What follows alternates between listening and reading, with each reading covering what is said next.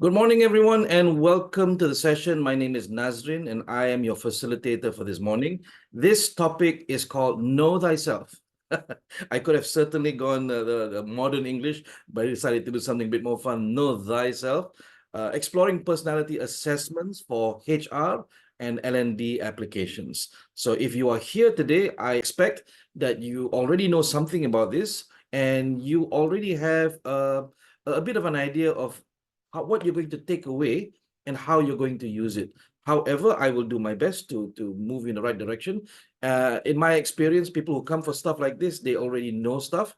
So I will do my best to surprise you. Once again, welcome to the session. My name is Nazrin, and I'll be facilitating the session for you. Allow me to introduce myself a little bit. You'll hear the name of this company quite a bit today, and the name of that company is Accenture.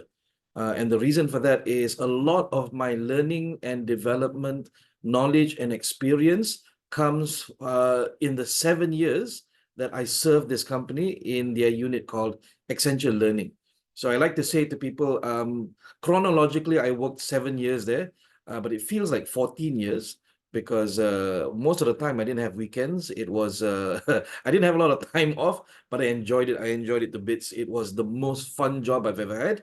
But also I took a bit of a work-life balance hit, and that's why I left. Not because I didn't like the company. The company was fantastic. My colleagues were fantastic. The work was fantastic. But eventually I decided to go in about 2015 to be able to run my own business, to be able to serve my family more. And that's the reason. So seven years there were amongst the best 7 years of my career. And I'll tell you this, right? Because of those 7 years inside, Alhamdulillah, I've succeeded a little bit outside, based on what they've put me through, based on what I've learned there. So today I'll be sharing with you quite a bit of what they gave me. So there's a benefit there, right? They gave me something, I'm going to give you something. And after I left Accenture, I set up this company called InSync Learning and Performance. We do a lot of our work in Malaysia, Brunei, and Cambodia. We currently have about 75 facilitators that have affiliated with us, that we can call upon for projects, for any learning journeys, any teams we need to put together.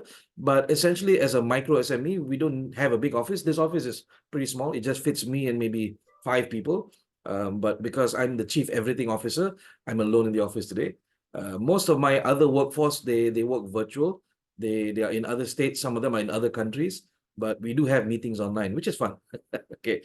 In Cambodia, I co-own I'm partner of another learning and performance company called the Capacity Specialist. So NSYNC also operates there, but minimally. I operate myself more through this company, and we've done a lot of projects, learning and development projects there, more so there.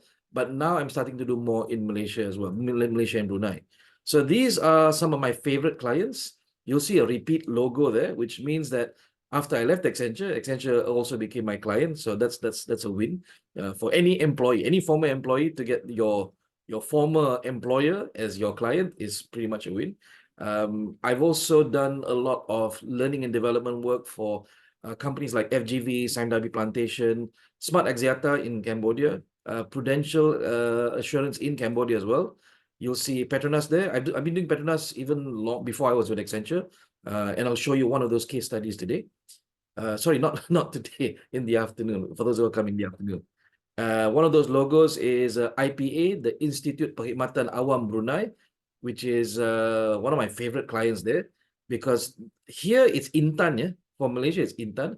Over there, it's called the IPA. Pretty much the same, similar functions. They run training, development work for their civil service. And also, I do a lot of work for Mara as well. One logo I immediately skipped over was Porsche, because Porsche is a pretty new client. It was yesterday that I finished 2 days of leadership workshop for Porsche leaders, and that was a very interesting thing. They gave me a car, not a big car, but very small car, so I'm happy nonetheless. So that's a little bit about me. Now let's talk about my interests. I got my formal training in a university in Malaysia called the International Islamic University, and I trained to be a journalist. However, in order to get to the journalist path, I had to go through all of the other human sciences paths, including psychology. It was interesting to me because I wanted to be a journalist, I wanted to be a communicator, but they were saying, no, you need to learn psychology. And I go, what's that got to do? Psychology is about me, right? Not about interacting with other people. It turns out that the way you interact with other people, the way you talk to other people, depends on your psychology, depends on what's inside your head. So I got very, very interested. Although I did not graduate with a degree in psychology, it was still a degree in human sciences. My focus was communication. But later on, I became very interested, and now I'm taking my master's at OUM because it's very difficult to be a full-time student. My master's in psychology with OUM. When I was at Accenture, they sent me for training in Chicago for about 2 weeks. In 2008, very intensive 2 weeks. That was the first time I've been to the United States ever. It was the company who sent me. And I didn't even get to see Chicago, right? I was not in the city itself. I was in a village called St. Charles, 2 hours outside of Chicago. So my one and only visit to the United States, I didn't even get to see America. I was I was inside this training center, stuck there for 2 weeks. And I was certified in a methodology called social styles. So you'll see that a little bit later after the break. I'll explain to you the model. I'll explain to you how it works and how it's used in L&D in human resources. I'm also certified in a model called DISC profiling under Thomas International. And in the last couple of years, I've been very interested in getting to know about the brain. So I've also taken my colored brain certification, human drives, which is what motivates people, and also postures in terms of how do we read people's personalities and behaviors by reading their body language and postures, and how do we elicit different states of mind by taking on certain postures. So that was also very interesting to me.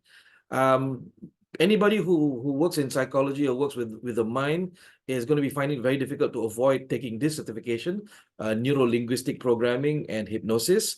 So that was my next deal, and I enjoyed it thoroughly. I'm still enjoying it thoroughly because this is like a fountainhead of information. I've never been able to exhaust it. Every day when I apply it, I keep finding something new, something interesting that I can share with my participants.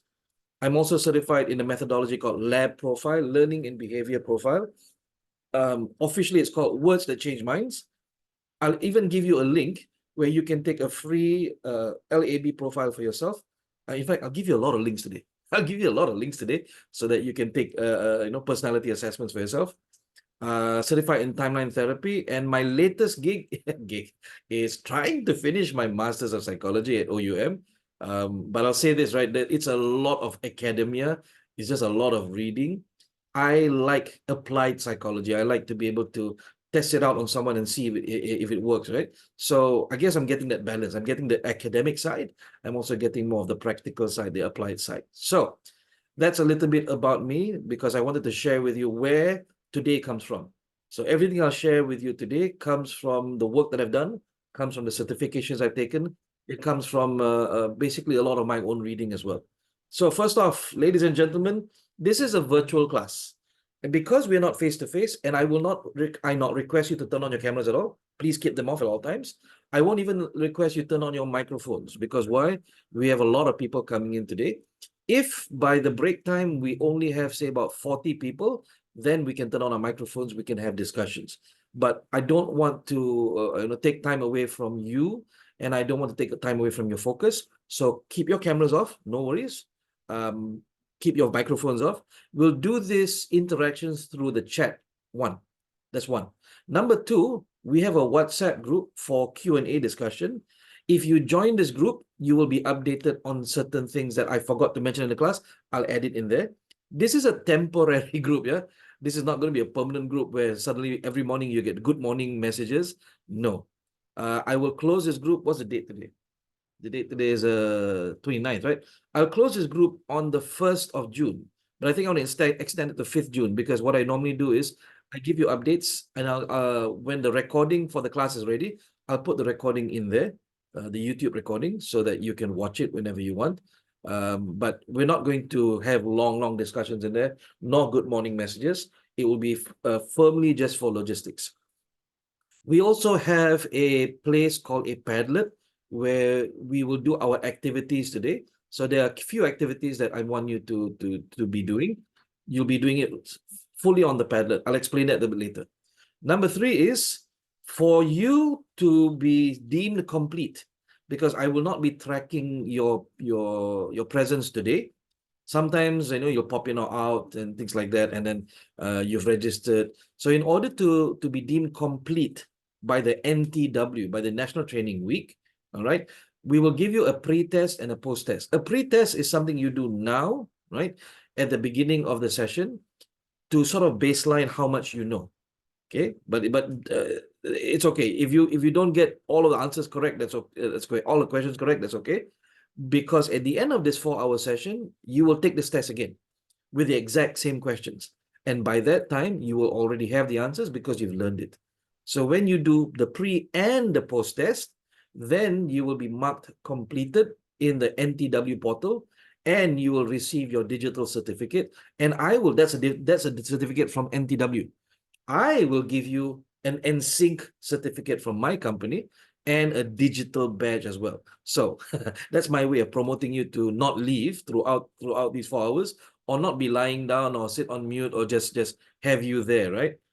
We want you to participate. We want you to be part of this. This is not a webinar. I'll tell you up front. This is not a webinar. We will be interacting, because the best way to learn is to be able to interact with the material, is to be able to do activities. Because if you attended webinars before, you're like, after a while, you're just lying on your bed.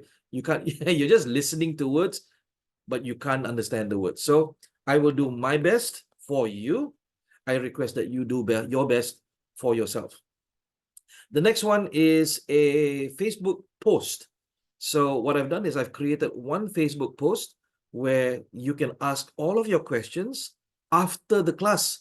If you have questions, oh my, the class is finished, I cannot ask Nazrin questions anymore, what do I do? You can still go to that Facebook post and you can ask questions there. Every time I get a notification, I will answer the question. You know why? Because sometimes questions take too long in the class, and other people are not interested in your question, not interested in the answer. So I created that space to be able to help you out. Last but not least is all of the materials, the slides from today, additional materials, reading materials. If you're very academic, I have research papers available inside a Google Drive setup, and you can go into there to get all that material. So where are all of these stored? I'm the kind of person who, when I run virtual classes, I don't like to put in links into the chat. You know why? Because the people are, Encik Nazrin, I just came in, I don't know where the link is, and you have to put the link. I have to stop the class kejap, and then I put the link in the chat. So what I'm going to do is I'm going to give you a page, a website. When you click on this link, everything I've just mentioned is there. Everything I've just mentioned is there. So I'm going to share my screen and show you that site itself.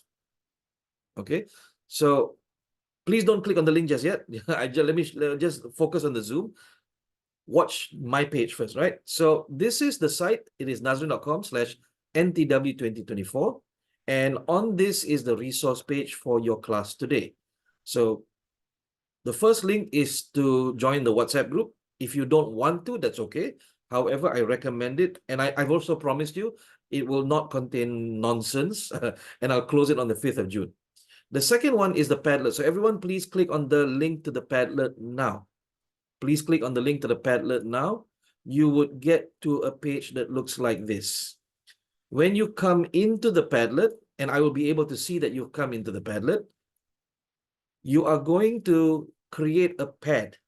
You're going to create a pad for just to know how this works.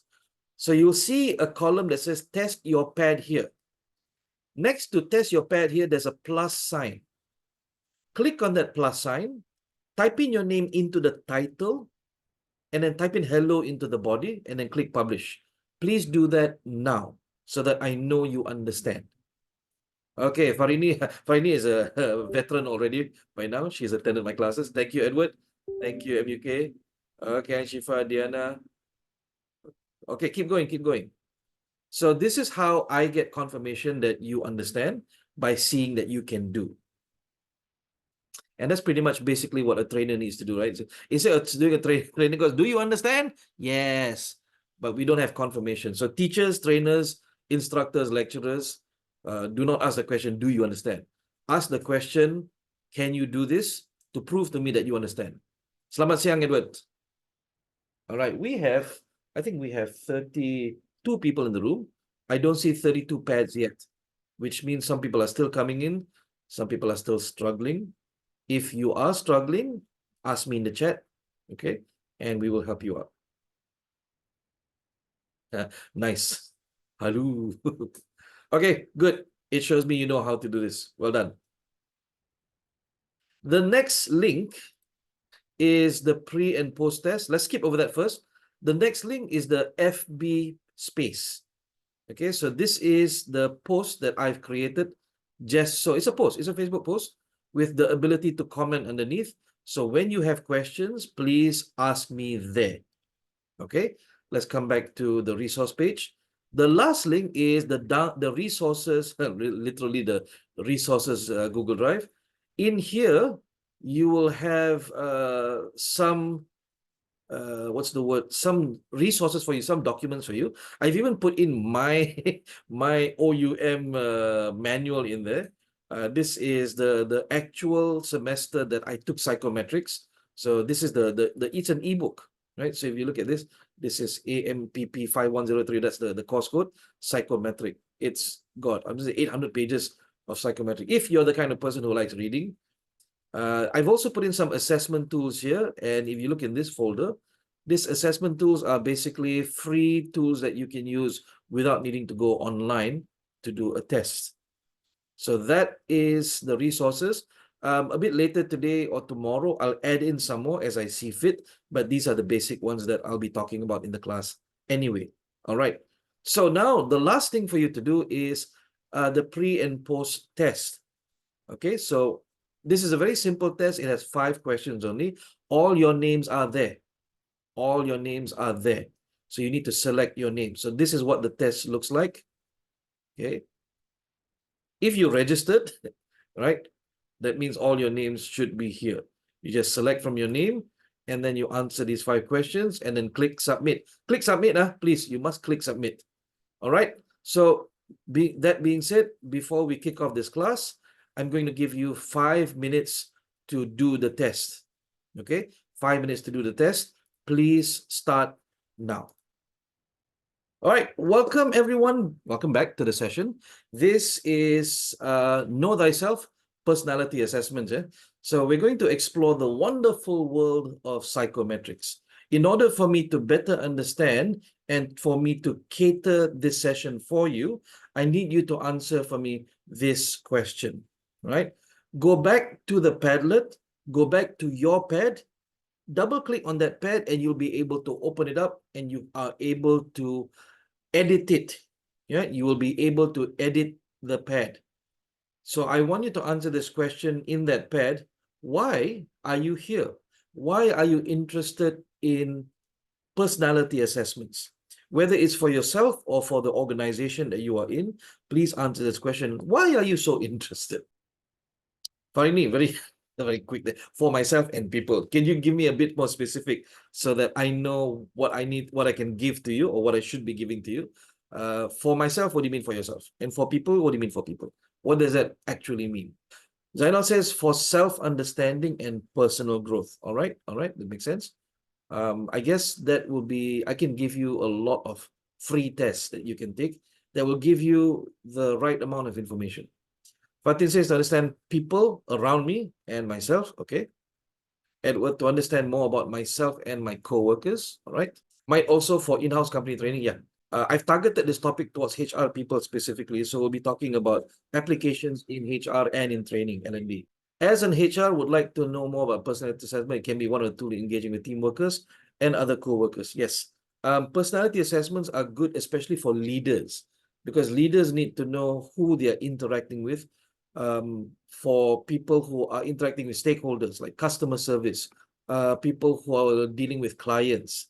So these are things that we say in terms of social applications, right? So these assessments can be used for social applications. It can also be used at a strategic level at leadership to be able to plan maybe like a change management rollout, right? How do you know if the rollout is going to succeed or not? Depends on how the people are going to perceive it, how the people are going to accept it. And if you don't know what their mindset is, you don't know what their personalities are like, then you could accidentally misdesign. You might accidentally roll out something that they will not accept, or you roll out in the wrong way that they will not be able to understand. I want to understand those young and fresh grads who are going to join my company so that I can match their personality with the job that fit to their personality. All right, that's a good. We'll discuss this. We'll discuss about job matching, job analysis, and personality assessments. Yeah. Ashikin says, I want to understand a person faster. Okay, this is good. So there is one tool that's there. Today, you're going to learn about it. You're not going to learn it. Yeah, I need to make the distinction. Today, we'll be surveying personality assessments. We're not going to learn how to do or how to read personality assessments. That's a whole other thing. But I can kick off the process for you. So out of many tools that I'll share with you today, one of them is one that I use. I teach it. It's called Social Style. You can immediately go start Googling for it anyway. This is the one that allows you to understand a person the fastest. You don't need to give them a form. You don't need them to give them a survey link. Please fill in the survey. I want to know what personality type you are. No, right? It's something that you can do with your eyes and your ears. Okay, thank you. Hillary says, know my own personality and traits. Okay, Hillary, I love that you use two words, personality and traits. I suspect you know what this is about. And they use knowledge from webinar today to gain better understanding about myself, my coworker. Thank you. Okay. Farooq says, I'm a language graduate and I'm going to be joining an L&D team soon. So I want to make sure I'm properly informed and equipped. Let me help you out, bro. Okay, I'm going to help you out with this one. Farooq, I'm trying to remember if you did attend last week, we had L&D Made Easy. So if you did not attend that, but you are in the WhatsApp group, please PM me. I'll give you the link to that recording. That will give you a good foundation. When you join the L&D team, you'll be able to say stuff that a lot of them will not know, hopefully. John says, I am interested in understanding how people interact with their environment. That's a good one. Hawa says, I want to learn something so I can use it in the future. Hawa, what is that something? And what kind of future are you looking at? I don't know who this is. Wanna to know, or is wanna to know personality of myself, knowing more on DIC type of people.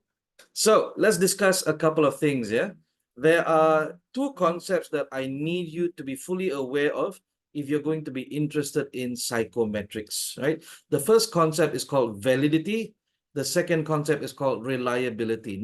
In psychology, or at least not just psychology, in social sciences, when we talk about research, when we try to understand people, sociology, anthropology, when we try to research people, we need to follow the rules of statistics.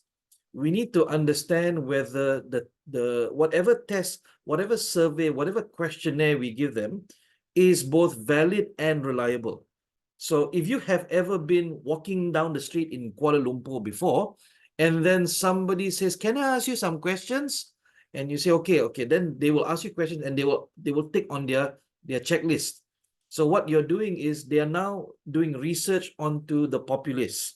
So they will stand in, say, the middle of Kuala Lumpur, and they'll try and get 300 people to answer a question. They'll take all of that data, they'll go back and they will analyze that data.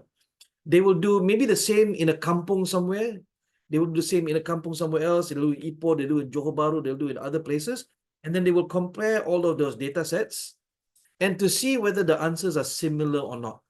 When the test brings back similar results, okay, similar results, then they know that the test can actually test for a specific concept. So for example, if you ask the question, how do you know that you're happy? How do you know that you're happy? And then they test it on 300 people in every city in Malaysia. And the answers that come back are pretty much the answers to the questions. Okay, so then we know that that question or that question set actually measures what it's supposed to measure. If you ask the question, how do you know you're happy? They say, oh, I know I'm happy when my car breaks down. And that means there's something wrong with the question. The question is does not create validity in the output. So if you want to test for someone's courage, you want to test for someone's intelligence, you want to test for someone's creativity, the test itself, the instrument itself must be valid. So they have to test and retest to make sure that everywhere you go, it gives you the same quality of response, not the same type of response. Because if I ask you the question, how do you know you're happy? Your answer and my answer might not be the same. But the question should test for happiness, right? Not test for courage. If the answer that comes back is more courage-based, there's something wrong with the instrument. They have to fix it first. So validity is the instrument, I'm using the word instrument, or the assessment or the test or whatever it is, personality assessment, must test the actual thing that you want to test. It cannot accidentally test something else, right? You want to test happiness, it accidentally tests courage instead. So the wordings, the phrasings must be correct. Reliability is, do you get a reliable result every time? Right? Do you get a reliable result every time? That means everywhere you test, you get consistency. If you don't get consistency of answers, then the test is valid, but it is not reliable. You can also have a test that's reliable, but not valid. Okay, so that means measuring the wrong thing, but all the answers come back consistent. So the question is for you, right? Question is for you is what test, let's use the word test now. What test should you choose for yourself to know what you're testing? And as HR or as L&D, what test should you choose in order to better create a training program, better create a HR development program, to better create, say, maybe a talent, high potential program? Okay, so you want to know who is best to be a successor to the leadership in this company. So you have to choose the right test. If you choose a wrong test, then technically that test is not valid for what you want to achieve. All right. The title today talks about personality assessments. However, psychometrics is the whole umbrella that talks about how we test a human being. Okay. Now, not the fitness test, like 2.4 kilometer run. How fast can you run in 2.4 kilometers? That's a fitness test. Blood test, glucose test, sugar test, cholesterol test. Those are only tests on the human body. But once you start testing the mind, this is what we call a psychometric test. So famously, of course, one type of psychometric tests personality. And personality is about character. It's about the dynamics of you as a person, how you think, what you think, and how you interact with people. So it tests your behaviors. Then we have psychometrics that test your intelligence. And depending on who you believe, IQ, yeah, intellectual quotient, falls under this category. EQ, emotional intelligence, also sorts of falls into the category, although some psychologists don't agree. Then we have what we call aptitude tests.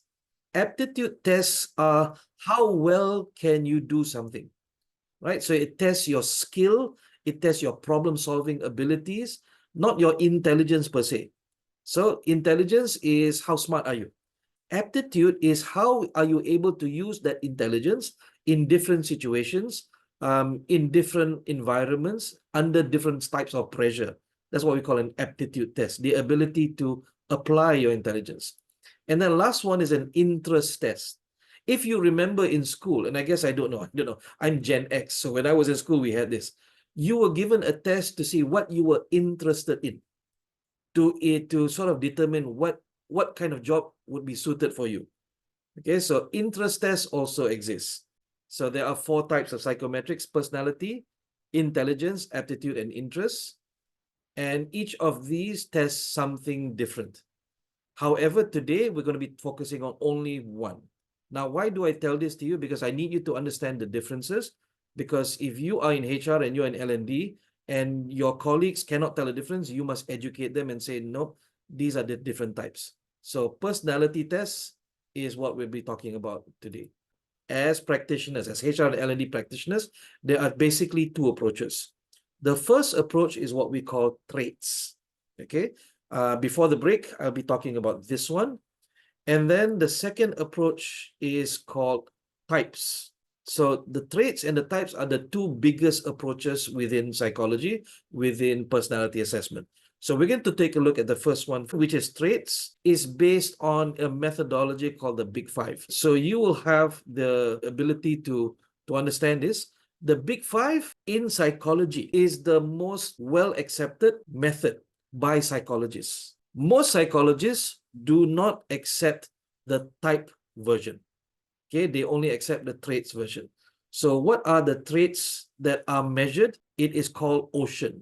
So OCEAN stands for openness, conscientiousness, extraversion, agreeableness, and neuroticism. So this is different from the personality type. Personality type says you are this type. Big Five or traits says that all of us have different levels of openness, different levels of conscientiousness, different levels of extraversion, different levels of agreeableness, different levels of neuroticism. And because of those differences makes us personality different. Okay, so trait says that we all have different stats. You and I are different only because we have different levels of these five things. Yeah. So openness talks about your imagination, your feelings, your actions, and ideas. And you and I can get either a low score or a high score. Let's just say I measure you, all these five, and I measure me, all these five. I get a low score in openness. What does that mean for me? It means that I'm a very practical person. I'm a very conventional person. I like to follow routine. And I'm someone who likes planning. I'm someone who likes, sureness. But if you get a high score, then your personality is more curious. You have a wide range of interests. You like to explore a lot of stuff. I will focus on only one thing at a time. And you are very, very independent in that you don't like to be held down by people or things like that. So people with a high score in openness tend to not like to work in an office. They tend not to like to work as an employee for very long. Or even if they work in an office, they work in sales. So they're not stuck in the office, they go out. Whereas people with a lower score of openness tend to like staying in the office, they like the safety of it, they like being inside, things like that. Second one is conscientiousness. Conscientiousness talks about competence, self-discipline, and goal-driven. So if you and I are measured and I have a low score, that means I'm impulsive, I'm careless, I'm disorganized. I have low conscientiousness. The word conscientious means detail-oriented.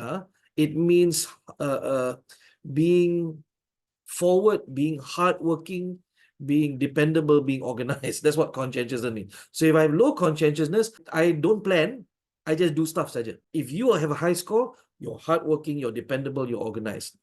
Now, you want to be careful of adding value to these scores by saying, oh, this one is better than this one. Somebody mentioned the word environment just now in Padlet, right? Would you agree? Tell me yes or no. Would you agree that if you are a salesperson and you are impulsive, careless, and disorganized, would you be good at your job? No, right? What kind of job would suit someone who's careless, impulsive? Impulsive means make decisions on the spot. Well, if you think about it, someone who likes to be an influencer and just record all of their stuff and doesn't care whether people watch their videos or not, they just record TikToks backwards and forwards, left and right.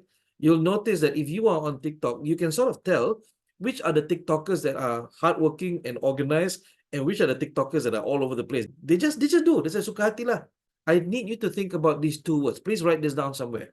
I hope you're taking notes. Appropriateness and environment. Everyone on this planet has a different personality, which means that our level of appropriateness has to be measured against the environment they are in. This is why, guys, some people, when they were at school, they suffered. They never got good grades. But when they went to university, they bloomed. Some people in the education system, they suffered like heck. But when they started their own business, they became billionaires. Why? Because the environment was not suited to their personality. Okay, it's a very interesting concept. It means that Sometimes the environment around us, the culture around us, our national culture, our work culture, our what's the word, religious culture keeps our personality bound. That's why some people they move countries, they migrate to other countries because that particular country allows their type of personality or allows their traits to be able to bloom. Yeah, so each and every one of us, there's nothing wrong with us. It's just that we're in the wrong environment. Okay, Atira says, what about the MBTI test, the Myers-Briggs Type Index? My lecturers, what my professors say, that the MBTI test was designed in the 1930s, 1940s. Therefore, it did not have validity nor reliability. Okay, it was based on Carl Jung's method of sensing, feeling, thinking, and judging. So if everyone else is not familiar what we're talking about, the MBTI stands for Myers-Briggs Type Index. Yeah, it is one of the earliest personality tests. It was created to help women find jobs because during that time, a lot of the men went to war. A lot of the men died, did not come back. So the women had to go into the workforce. So Myers and Briggs, which was I think a mother and daughter team, created the MBTI and gave that test to women so that they could find what jobs fit their personalities. So I do not know what the current state of the MBTI is, but if they're still following that method from the 30s and the 40s, it does not have high reliability or high validity. However, I do know some companies, some institutions that have upgraded the test, made it more scientific. So you need to really be sure who is providing that test. Yeah, because it does depend on that. Who is providing that test? Mook says, openness, if inclusive, both low and high score, what will it be? Impossible. It's impossible because openness is a scale, right? It's from cold to hot. So it's impossible to be cold, hot at the same time. So for openness, that's the thing about traits, right? Traits is both, it's on a spectrum. It's on a spectrum, right? So you can only be open or non-open. That's it. Extraversion. Now, some people, have you heard of the word extrovert? Okay, that hurts my ears because the word extrovert does not exist. Yeah, the actual word is extravert. So the word extrovert comes from people understanding introvert. Introversion is focused on the internal charge. Extravert, because the word extra is from the word extra. Extra means outside, right? So extraversion means focus on an outward charge. But because people see the word introvert, when they say extrovert, they jadi extrovert. So that's a myth I want to correct right now. From today onwards, when you talk to HR people, you can correct them and say, no, it's extravert, not extrovert. Right. So extraversion is the scale of do you recharge your social energy with people or alone? So the definition is sociability, assertiveness, and emotional expression. So let's do this, right? Let's give me a yes or no, right? You go to work every day, you meet people, you interact with people, blah, blah, blah. At the end of the day, do you still want to see people? Don't answer yet. Don't answer yet. Do you still want to see people? Some of us, at the end of the day, we go home, please, nobody. I don't want to see anybody. I just want to sit alone. If your answer is no, you don't want to see anybody, you're probably introverted. But some people, when they go home, they pick up the phone. Hey, bro, come, we go mama tonight. They still want to see people because they recharge their energy with people. So if then, you will answer a yes. So the question to you is, at the end of the day, do you still want to see people? No or yes? So Alice, balik rumah is like, okay, I need to go out with my girls, man. I can see people, but depends on the people, can. So by your very answer, without even giving you the test, you probably know where you are on the scale. So some people are, yes, immediately yes, you're very extroverted. Some people say no, you're more introverted. Now, pause. Introversion does not mean shyness. Do not misunderstand. Introversion does not mean shyness. Introversion just means you cannot tahan with people for too long. You can only stand people for so long, and then you need to recharge alone. With a book, with Netflix, just sit alone with your cat, Okay, that means you're more introverted because you cannot spend too much. Your social battery dries up very fast. Okay. Now, look, there's a couple of answers here. Farouk says, I can see people, but depends on the people. You have Farouk there and you have Atira there. What if we like both? So the answer is, most of us who live in the cities, we are now pushed into the middle, into a category called ambivert. Okay, ambivert. So ambivert is someone who lives in the middle, but cannot be with two people for too long, cannot be alone for too long. If they're alone for too long, they go find people. If they're with people too long, they will try and go. So there are some people like me who are ambiverts, but I used to be an introvert. Okay, I used to be an introvert, so such a bad introvert. I would work, I would run training programs. You see, as a trainer, I meet people every day. Can you imagine? I spend whole 8 hours with 30 people in the classroom, and then I come home. Before I realized I was introverted, when I come home, my children, I got 5 kids, my children will be, yeah, daddy balik, daddy balik. But I could not even look at them. I go, hey, jangan kacau lah. So I was in a terrible mood. Every time I get home, I'll be terrible mood because I didn't realize my social battery was drained.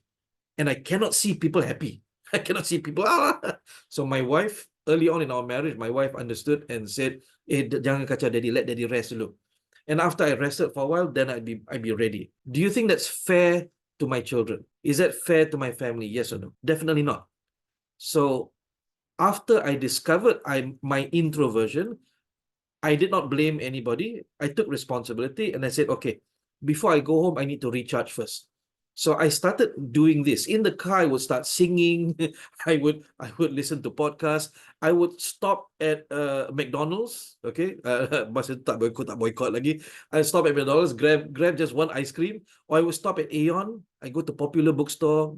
I go to Daiso. Just walk alone, and then get my sense of self back, and then I go home.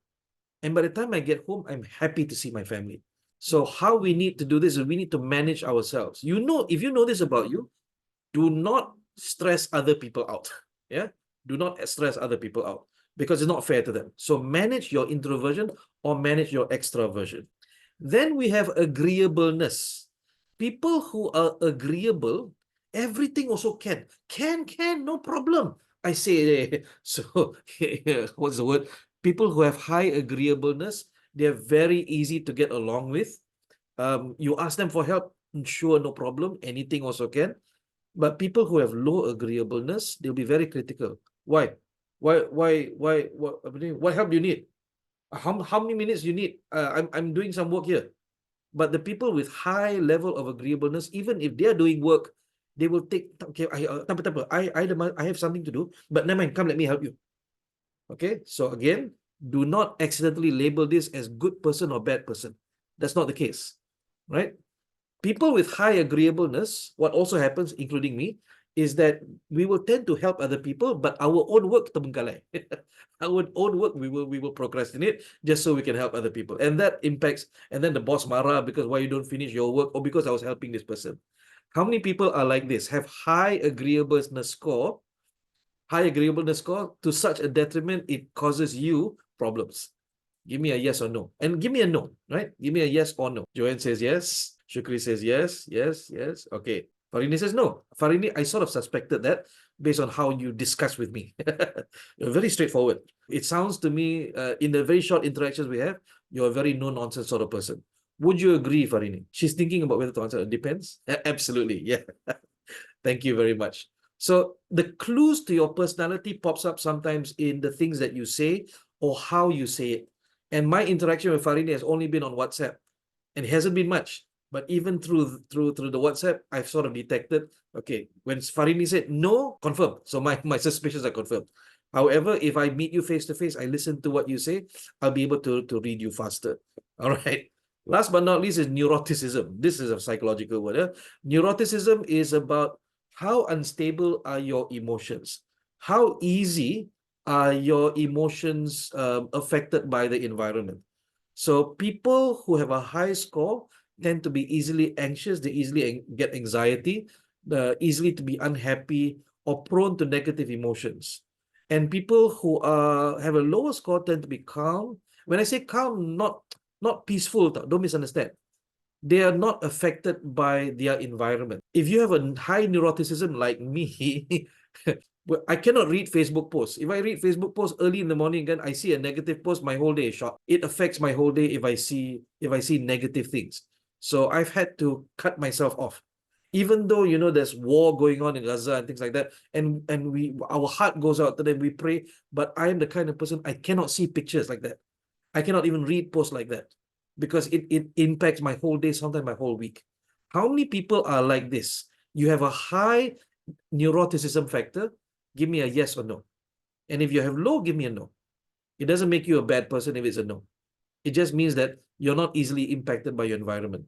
These scores can change over time. These scores can change over time. When you're younger, the scores are different. Remember, it's traits, is your stats, is your athlete stats. It can change over time from not day to day, definitely not day to day. It can change from month to month or year to year, more often year to year, and over a long period of time. So if you take the test today, the results will probably change in about a year's time. And that sort of tells you where you've moved. Usually it's because you've changed environment, you move from one workplace to another, or you've changed your job scope. Okay, you were individual contributor, now you become superior, you become boss. So your traits need to change. And if you have adapted to the new job, your traits will change. That's about Ocean. That's about Big Five. There are a few traits model out there that you can use. And although I sell some of them, they are my business, I'm not here to sell you. So I'm going to share with you, yeah? So the first one is my professor. This is Malaysian made, man, yeah? This is by Professor Dato Dr. Muhammad Tajuddin Ninggal. So he used to be the program director for the psychology department in Open University of Malaysia.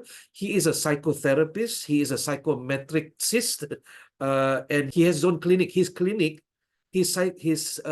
psychiatry clinic is in KLCC, mind you.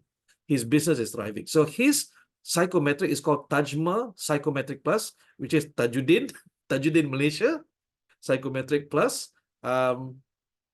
The link for this test, and this is a paid test, mind you, is available in English and Bahasa.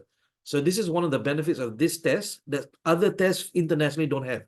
It is both valid and reliable, at least that's what he tells me, and I believe him. It's been tested in many government departments. So if you're interested in Tajma, okay, go to the resource page I gave you just now. Underneath all of those links, all of those buttons, there is a link called resource links. Okay, psychometric resource links.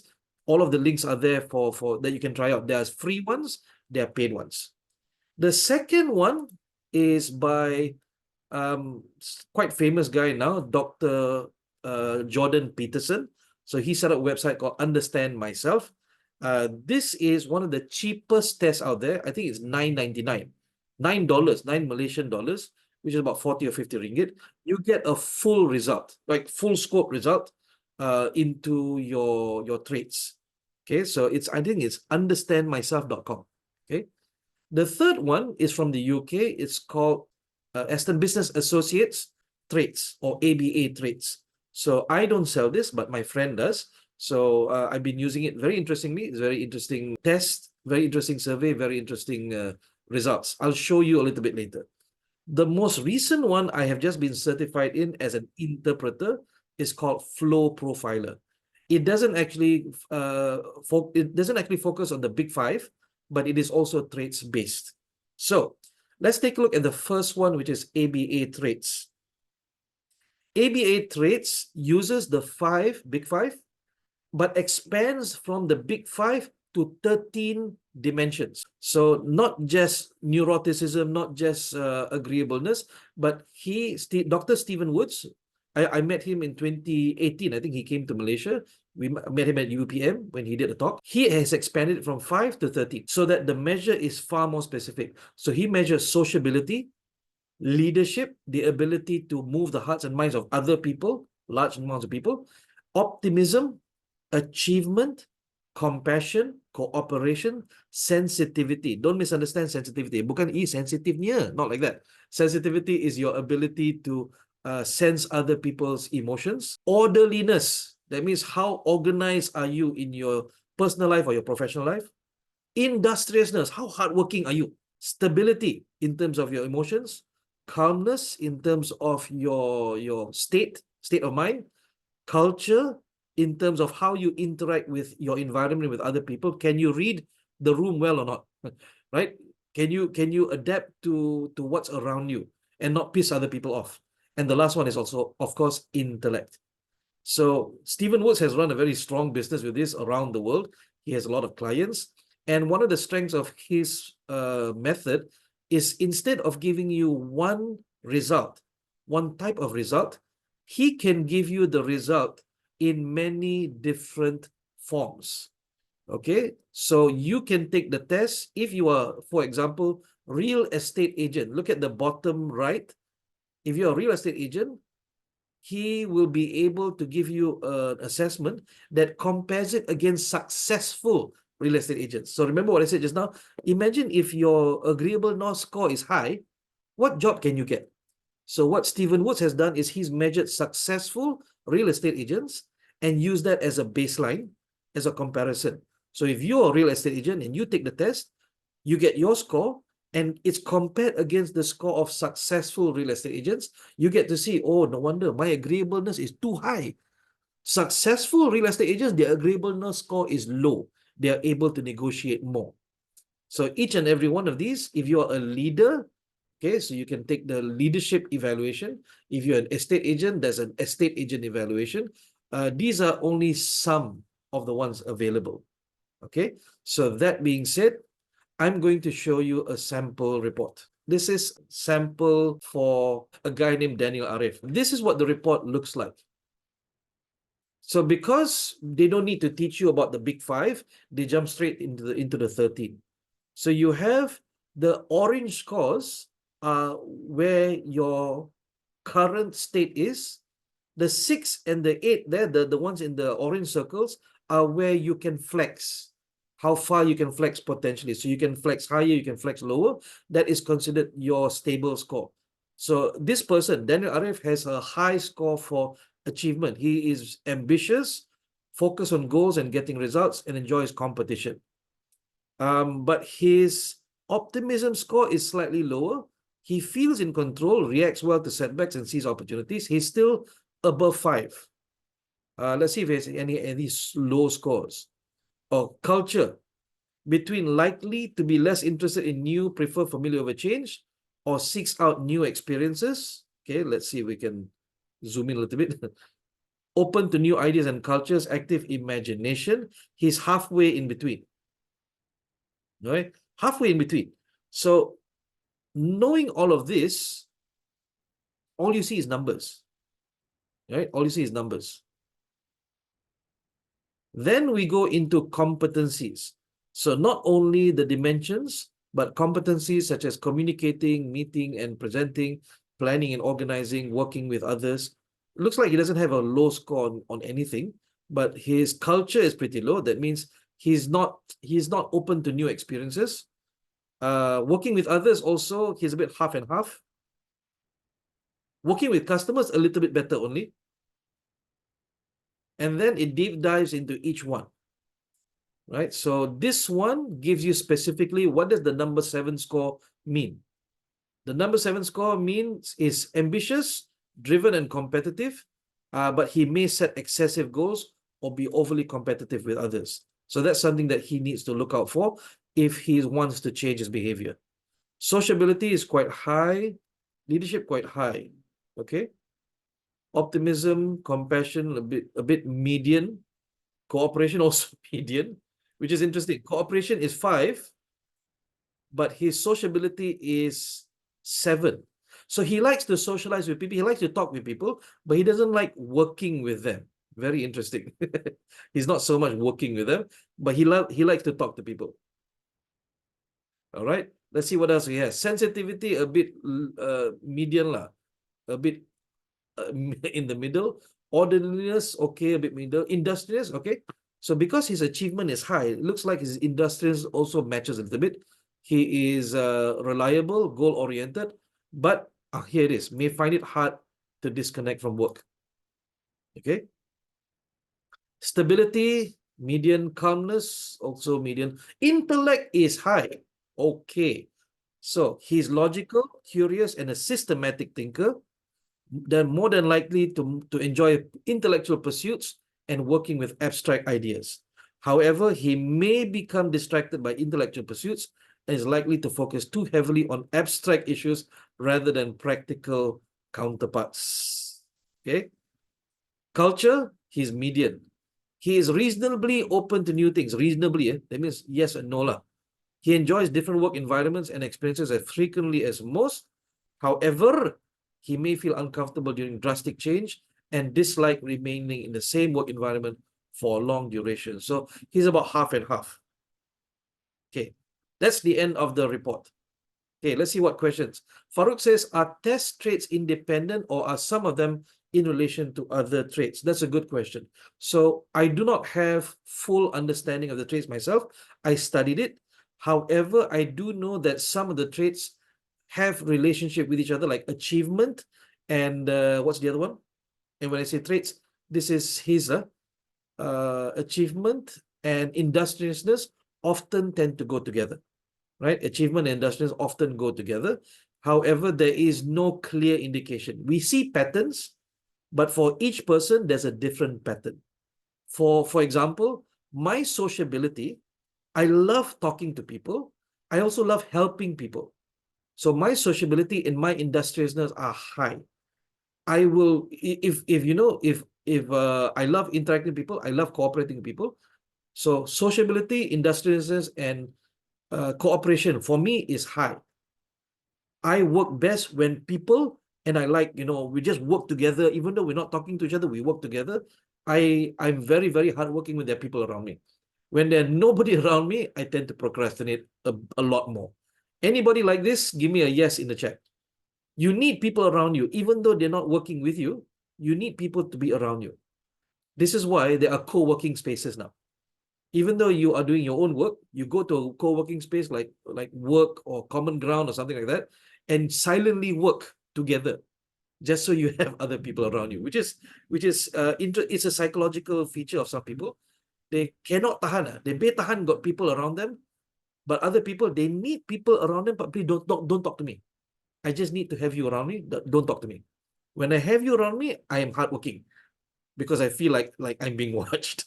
Okay, so there's a lot of people who say yes here, which means that if you were to work alone like me in my office right now, again, you might procrastinate. This is ABA traits. Let me introduce you to something else called Flow Profiler. Flow Profiler is an assessment tool created by Beck and Ian Chalmers, and it is based off of the concept of flow. Flow is defined as that moment in time when you're doing work and you're in the work. You're so invested in the work, you forget to eat, you forget to drink, you forget to check your WhatsApp, you forget to check social media. You're just deep into the work. You're so in love with the work. Time flies like that. You're not even thinking hard. You're not even struggling. It's just on. This is called flow. It's a psychological state of least amount of resistance. Okay, your brain is functioning at full speed. You are not making mistakes. You're on. Everything also you remember. However, how has this happened to you before? You are in the flow, suddenly someone comes and asks you a question, and you lose your flow, and you try and get back into it, cannot. Has this happened to you before? You are in flow, somebody asks you a question, and then you're done. Oh, die. So now you know not to get distracted. That's why Microsoft Windows has a focus mode where it shuts down all of your notifications. You don't get email notifications at all. You're just in, right? Your phone now has focus mode or flow mode. So I don't know about iPhones now. So Android has a focus mode where you can set for bedtime. It turns your phone black and white. So I set my phone at 10 p.m. to go into focus mode. No more WhatsApp can get in. No more Telegram can get in. Nothing. No Facebook notifications. The phone goes black and white. and I'm supposed to go to sleep. So if I'm on TikTok scrolling, when it hits 10 o'clock, suddenly the screen goes black and white. I go, oh, okay, time for me to go. So I need you to understand flow is very, very precious. It's very, very expensive to get, difficult to get. Do not allow yourself to get distracted. Okay. So what has that got to do with this concept? Well, the concept of flow by Mihai Csikszentmihalyi. That's how you pronounce his name. Mihai Csikszentmihalyi. He says that when you're in the flow, there are a few things that you need to be aware of. Each and every one of us have different things in flow. And this talks about our mental processes, our mental health. So Beck and Ian Chalmers created the flow profiler based off of that concept and identified 4 dimensions: emotional intelligence, social intelligence, resilience, and motivation, which means that your state of flow will come from 1, 2, 3, or all 4 of these. My state of flow comes from motivation, right? So the more I'm motivated, the more I'm into it. Some people, their state of flow comes from resilience. The more they are challenged, the more they are in flow. Lagi dia suka. So when I was younger, I was a journalist for 7 years. I was very resilient to such an extent that deadline is very near, kan? I'm not worried about the deadline. The closer the deadline, the more creative I become, the more in flow I become. How many people are like this? Your resilience is so high that the deadline is looming. You're not scared at all. You're just on, and you're confident you can make the deadline. How many people have experienced this before? Give me yes or no. All right. Be careful of that, huh? Be careful of that, because that can also be a not so good thing. All right. So what does the flow profiler measure? So flow profiler measures 3 different things. It measures resilience, which has elements of optimism, unbiasedness, which is objectivity, that you're able to see a situation without being biased by emotions, self-esteem, perseverance, adaptability, and your assertiveness. So just like Stephen Woods, he breaks down the big 5 into 13 factors. So resilience is broken down into how many? 6 factors. Then they measure your motivation, and it's broken down into 8 factors. I think 7 factors, sorry. Autonomy, growth, recognition, collaboration, well-being, reward, purpose. What motivates you? Some people are motivated by autonomy. They say, boss, you give me the job, don't micromanage me, please. Let me do it on my own. Let me make my own decisions. I'll get you the deliverable later when it's ready. Please don't micromanage me, boss. So some people are driven by motivation. They're motivated by that. Some people are motivated by growth. They love trying out new things. They love challenging themselves to learn. Some people are motivated by recognition. When people praise them, that's when they're motivated. When people don't praise them, they lose motivation. The last one is EQ, right? So EQ is a combination between emotional intelligence and social intelligence, and is measured on 5. It used to be 6, but now it's 5 factors. Emotional awareness. How aware are you of your own emotions? Emotional regulation, which is on the opposite. How well are you able to manage and control your emotions when at the point of adversity, right? You get stuck in traffic jam suddenly. Oh my God, dah lah, matilah. So are you able to be aware, oh, okay, I'm panicking right now. Okay, take a deep breath. Okay, relax, it's not that bad. So you're able to be aware of your emotion, you're able to regulate your emotion.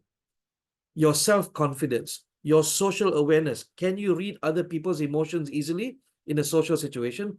And regard for others. Do you care for other people's difficulties or not? That measures your EQ. So I'm going to show you a sample report, and this report is mine. I'm going to show you my results. So this is the flow profiler for Nazrin. And as you can see, it was taken last year, December 2023. So the score should be pretty much still the same. Okay, I won't bother you with this. It's a pretty solid document, I'd say. It's a lot of pages, about 50 pages. There's a scale of 1 to 10, and there are 4 regions. The region where you have 1 to 3 is considered you are underusing this particular factor. So if your self-confidence is low, it's not that you don't have self-confidence, it's that you're underusing self-confidence. It's a bit of a strange concept for some people. I got no confidence. No, you have confidence. You're just not using it. You're not applying it. So if you think of it that way, that you have the capacity for self-confidence, you're just not using it. So if you are underusing something, you have to develop it. Go for training, go for courses, learn how to develop it. If your score is 4 or 5, then you have a good foundation. This is what we call activation. Okay, so you have to you have the capacity, it's strong in you, you just have to learn how to activate it. If you are in 6 or 7, this is what we call the flow zone. Okay, so in my case, this is my result. My self-confidence is at a 7. 7 is considered perfect. Okay, it's perfect. My flow, my self-confidence is almost always in flow.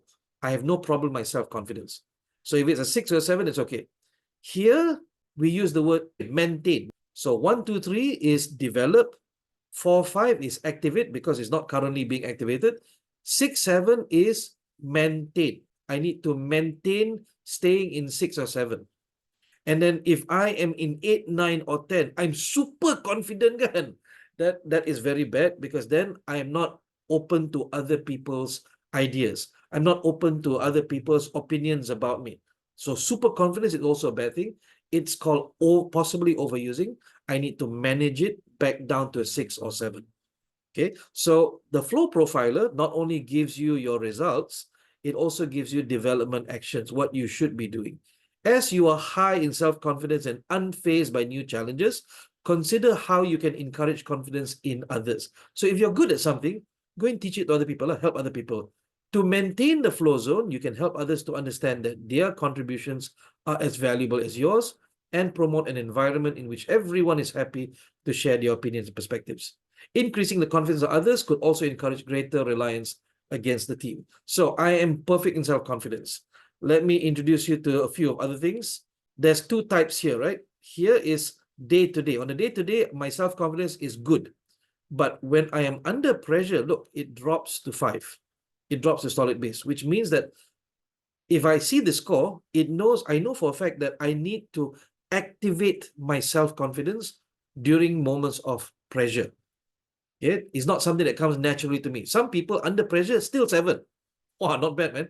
For me, under pressure, I step back to solid base. You see, it's not very far. I'm not number 4. I'm still 5, but I need to get back into 6 and 7 to be able to get to flow. So for me, I know that about myself. When I'm traveling to a client site to run training starts at 8, 9 o'clock. I am on the highway, it's already 8 o'clock.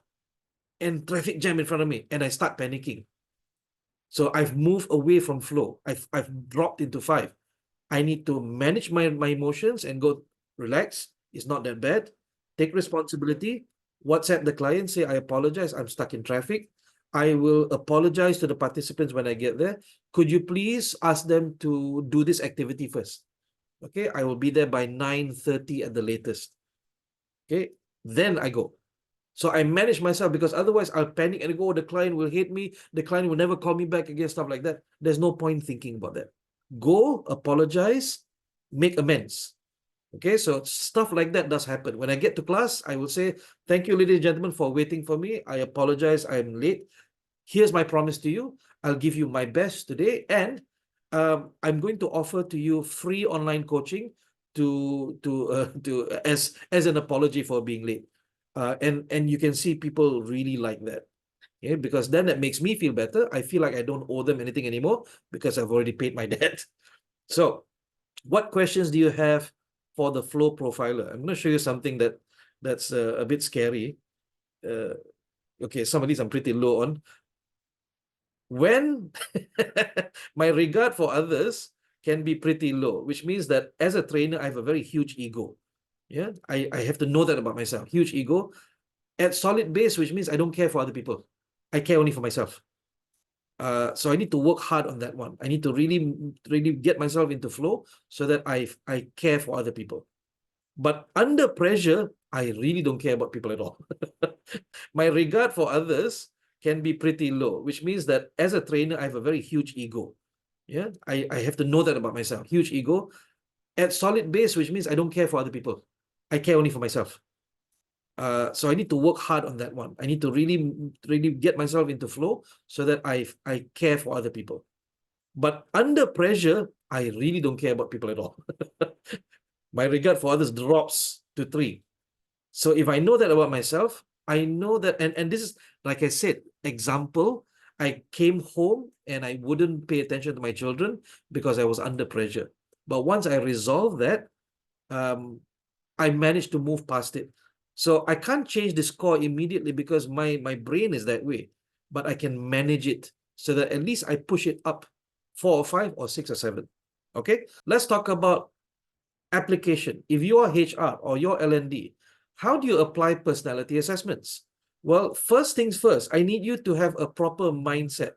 Okay, anyone who comes to this class right now, my responsibility is to make sure that you have the correct attitude towards personality assessments. Number 1, every result that comes out of any personality assessment is not a fortune-telling thing. It will not predict your future. You're not stuck like that forever.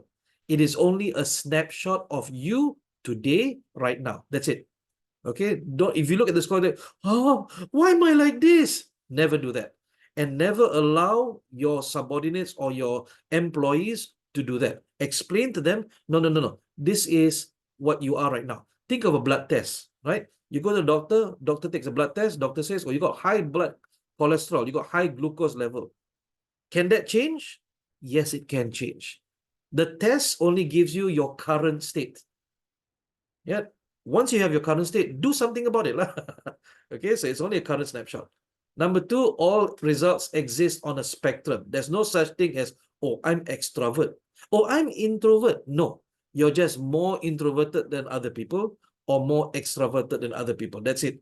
If you take all 8 billion people on this planet and you put them on a line, okay, everyone will sit on a spectrum on that line.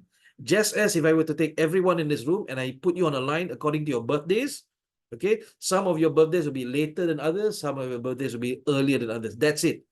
There's no type. Oh, I'm born in December. Yeah, but December what? December 1st, December 31st. Some people will be December 31st, some people are earlier.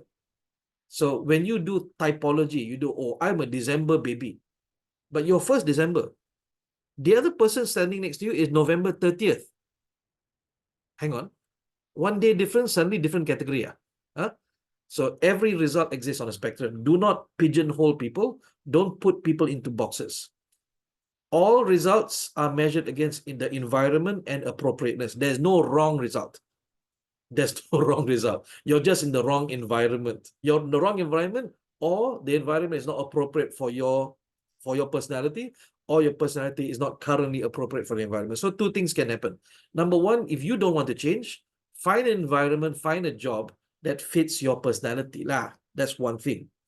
But if you find that difficult, then you have to adapt your personality to be appropriate to the environment you are in. You have both choices.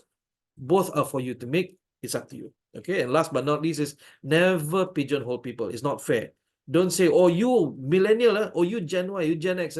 Even Gen X also are born earlier in Gen X, later in Gen X. Right? Get to know them individually. Talk to them individually.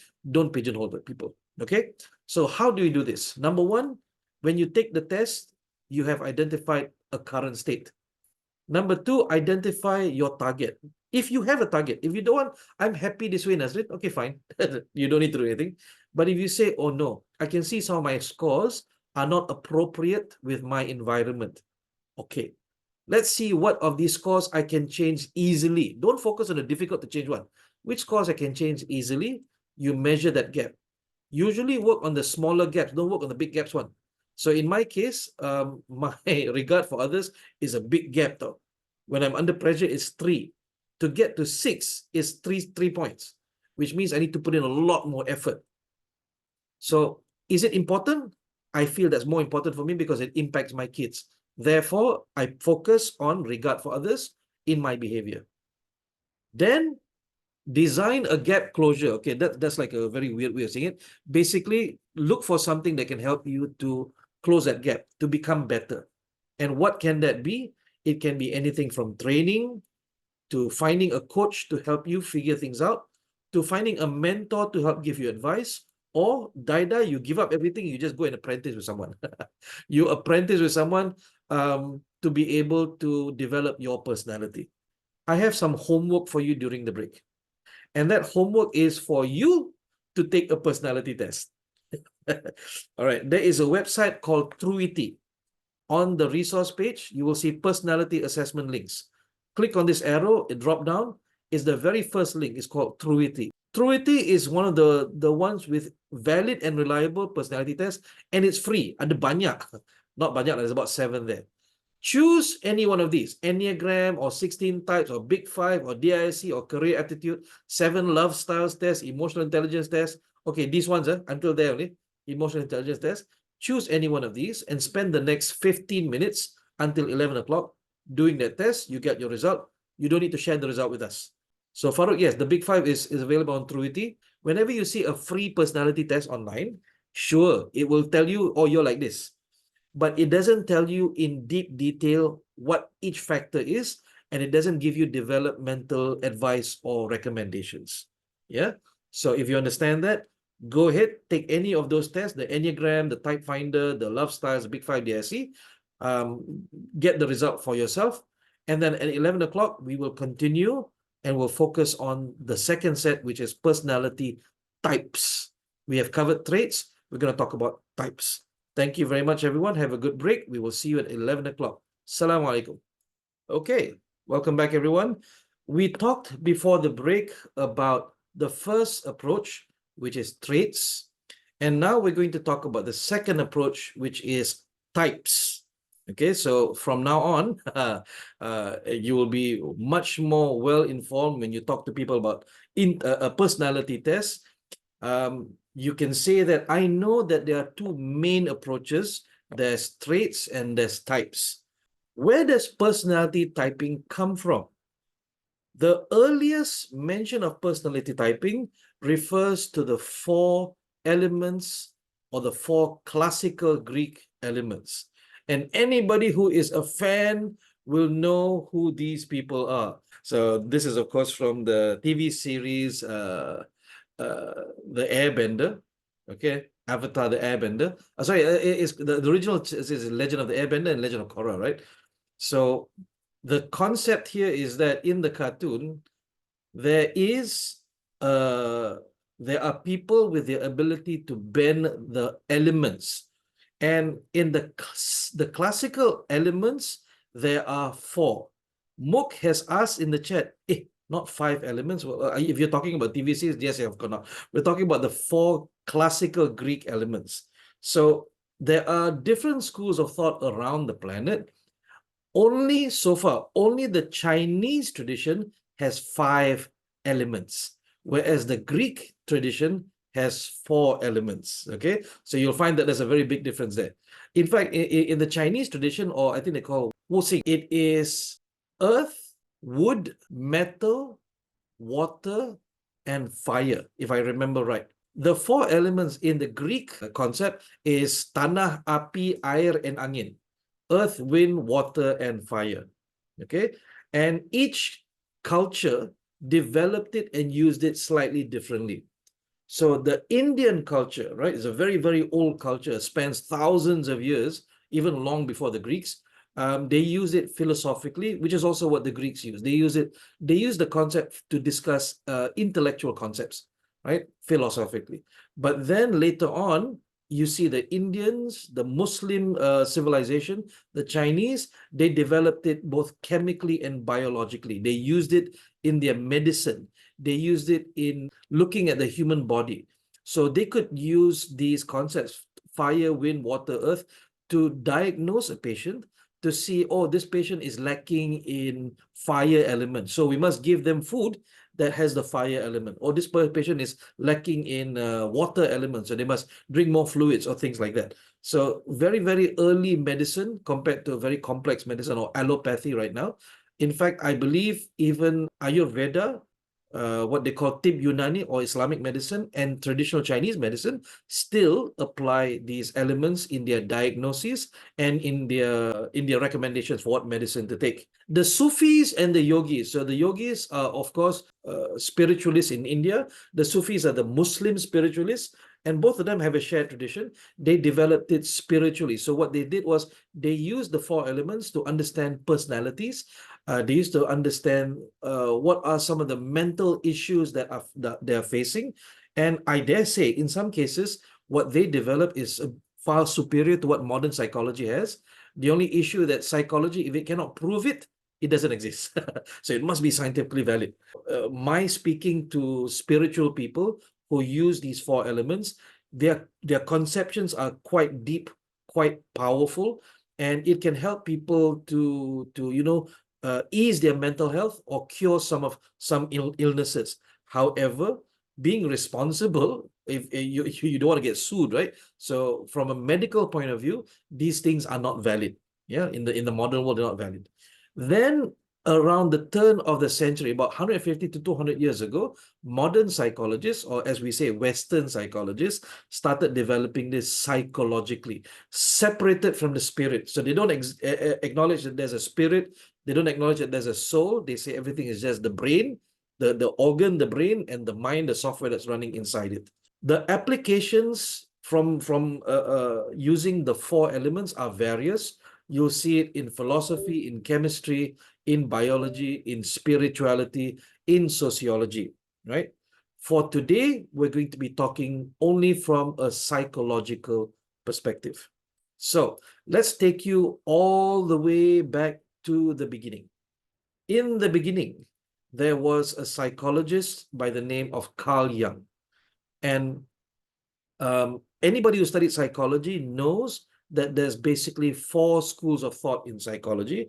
Now it's 4+1. Four schools of thought in psychology. You have psychoanalysis, which was founded by Sigmund Freud. There is behaviorism, which is made famous by researchers like B.F. Skinner. There is humanism, which most religions fall under humanism. And there is also cognitive psychology, which I don't think that has a real founder, but cognitive psychology is approaching the mind as if it was a computer, right? Looking at the processes, the thought processes within that. So Carl Jung, I think, did not fall into any one of these categories very clearly, but he is more of a cognitive psychologist. Myself, I am trained more as a behavioral psychologist. I look at overt behaviors. I don't spend time going into people's heads. I only look at your outside behaviors, how you talk, what words you use, how you type. That gives me an indication to where should I place you, your personality. So Carl Jung, in 1920, published a book called Personality Types. It is no longer considered valid or scientific, but he says that each and every one of us will have archetypes, and he used the word archetypes, 4 archetypes within us. So think of it as having 4 different characters inside of you that are fighting for control. They want to be number one. In order to be number one, they have to push the other 3 down. So he calls this the warrior, the magician, the lover, and the king. Now, has this ever happened to you before? You are experiencing a problem, right? You're experiencing some tough times, and you start thinking to yourself, and you start talking to yourself. Do you recognize there are moments where a different character is talking to you? This character is either saying to you, hey, you don't try this lah, this is difficult. No, you don't do this lah. Some character is saying, hey, you must be better. So Jung theorized that because these archetypes are so different from each other, they cannot work together. They have to be, or the modern word is reclaimed. They must be made to understand each other so they don't fight each other. So sometimes when the warrior wants to do something, wants to achieve something, the magician says, hello, you're not that smart. Okay, don't try and start trouble. Huh?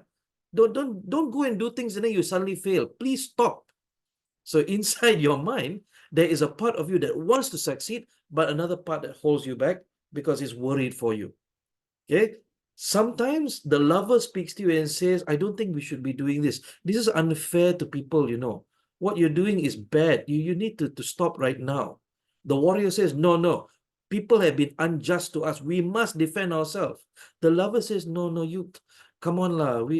Just because they do bad to us, we cannot do bad to them. You cannot balas dendam like this. So you have different parts that are giving you different messages, and sometimes you get confused, right? So Jung says that each archetype is developed in what he calls the psyche. The psyche is the space in the brain, or not in the brain, in the mind, where as we grow up, we start developing these archetypes based on situations. So when our mother scolds us, right? We develop the warrior archetype to defend ourselves. No, mommy, I didn't do this. When we are trying to solve a problem, the magician archetype is developed inside of us to start giving us advice.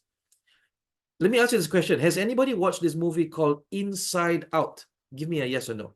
Has anybody watched this movie by Disney called Inside Out? All right. So if you remember Inside Out, the characters inside the head of the girl in the movie, they slowly come into being. First, as a baby, joy pops up first, because as a child, it's just fun, right? Then suddenly the baby starts crying, and then sadness pops up. So according to Jung, this is how it happens. These characters are developed based on the environment. So when the environment gives you a pressure, the characters develop in the psyche, which means that some of us, when we don't have access to all kinds of environments, we don't have development in all of these. If you were brought up in an environment that is very structured, very, very disciplined, your magician will be very well developed, according to Jung. But if you are not brought up in an environment where it's happy-go-lucky, there's a lot of laughter, your king will not have developed. This is why some people, they are so serious, they cannot even take some time out to have fun, because they don't know how to have fun. It was not developed in them. So Jung says these archetypes, because they are so different, sometimes they argue amongst each other. And any undeveloped or underdeveloped archetype, he calls the shadow, because it's living in the shadow of all the archetypes. So if I were to explain mine, my archetype, my big archetypes are king and lover. Okay, I do not like conflict. I like to be in control, but I like to work with people. I like to enjoy work while I'm doing it. But also what that does is it makes my time management a bit out. Okay, I'm not very results focused. I'm enjoyment focused. And also I don't think through a lot of things before I do. I just do saja. Which means my magician and my warrior were not well developed because I grew up that way. Yeah. So what I need to do is I need to do what is called reclamation. I'm sorry, there's no, the word is not here, sorry. The word should be here, which is reclamation. We reclaim that shadow. So the one that I've been trying to reclaim since I started learning about this in 2008 is my warrior. I need to learn how to defend myself. In meetings, whenever I give an idea and my boss says, why your idea so good? I shut up. I go, I don't know, boss. I cannot defend myself. I cannot defend my ideas. I feel bad if I speak up because it feels like I'm being rude. So the warrior inside of me has been muted from growing up in my house with my parents, the way I was educated at school, the way I was at university, the way I was at work. My warrior has not had time to develop. So because of that, I think that it's better to just keep quiet, which is actually not the right thing to do. So my warrior has been living in shadow for about 29 years of my life. In 2008, I discovered that my warrior was not being developed, and I started developing him. And now I can safely stand toe-to-toe to anybody scolding me. My emotions will remain stable. Anybody scold me, even a client, I will be able to manage it. My magician is also quite developed now. I'll be able to manage that interaction logically, not emotionally. Okay, so we're going to move on to another model. Now we move on to what is called the emotional themes. And as you can see, I've put the inside out characters there to sort of give you a visual. This is by one of my teachers who I've never met. I've only learned online from this person. His name is Cliff Barry, and he took the concept of the 4 archetypes by Carl Jung, and he turns it into a coaching model. So he is an emotional coach, and he helps people to reclaim different parts of themselves. Because Carl Jung's model is not developed well enough, it's not valid, it's not reliable, it just documents, or this is a magician, this is a warrior, this is king, yeah? It doesn't actually tell you how to use it. So Cliff Barry, what he did was he took that concept and he developed it further into a coaching model to help people to reclaim their emotions. He expanded on the archetypes to be able to explain how our emotions are developed and how we can gain control or mastery over them. So what Cliff Barry says is that each and every one of us, we have mastery over certain emotions. For example, some people, they have mastery over their fear. Okay, they know how to control their fear. They are so fearless that anything happen also, they will not panic. Some bosses are like this. Yeah, their employee comes in, boss, we got a problem, boss. So the boss will go, okay, hang on a sec. Tell me one by one, what is the problem? Okay, what's the first one? Okay, second one. Okay, what next? Okay, there. All right, relax. I've seen this problem before. I know how to handle it. Okay, relax. There's no problem. I know what to do. Okay, take a deep breath. Okay, go. So there are some people in our lives who have control over their fear. That means they have mastery over fear. Do you know anyone like this? Give me a yes or no in the chat. Do you know anyone who has mastery over their fear? They are so good that like nothing can faze them, man. Sometimes between husband and wife, it's one or the other. The wife is the one that easily panics. The husband is the one that's like, relax. This is all in control, huh? Or sometimes it's the other way around. It's the husband who panics, it's the wife who's not. So people like this, because they have full control over fear, they also have the ability to scare other people using information. They know how to use words to be able to scare other people. Not might make threats only, not by threats, but they speak in such a way that you know they're serious. You know that something will happen. So these people who have control over their fear, most probably, if the model is right, the people that you just said yes about, they are also people who can scare you by speaking very calmly and saying things in such a way, and you go, oh shoot. So this is how fear operates. Now, people who have control over their fear, they are also people who need information. They require data in order to manage that fear. But if they don't get information, they can fall victim to their own fear. Okay? So their mastery depends on information. For example, boss is someone who masters his fear. Employee comes and goes, boss, we have a problem, boss. And the boss says, okay, hang on. Tell me what's wrong. We don't know, boss. We don't know what's the problem. That's when this guy or this girl will start panicking because there's no information for them to use.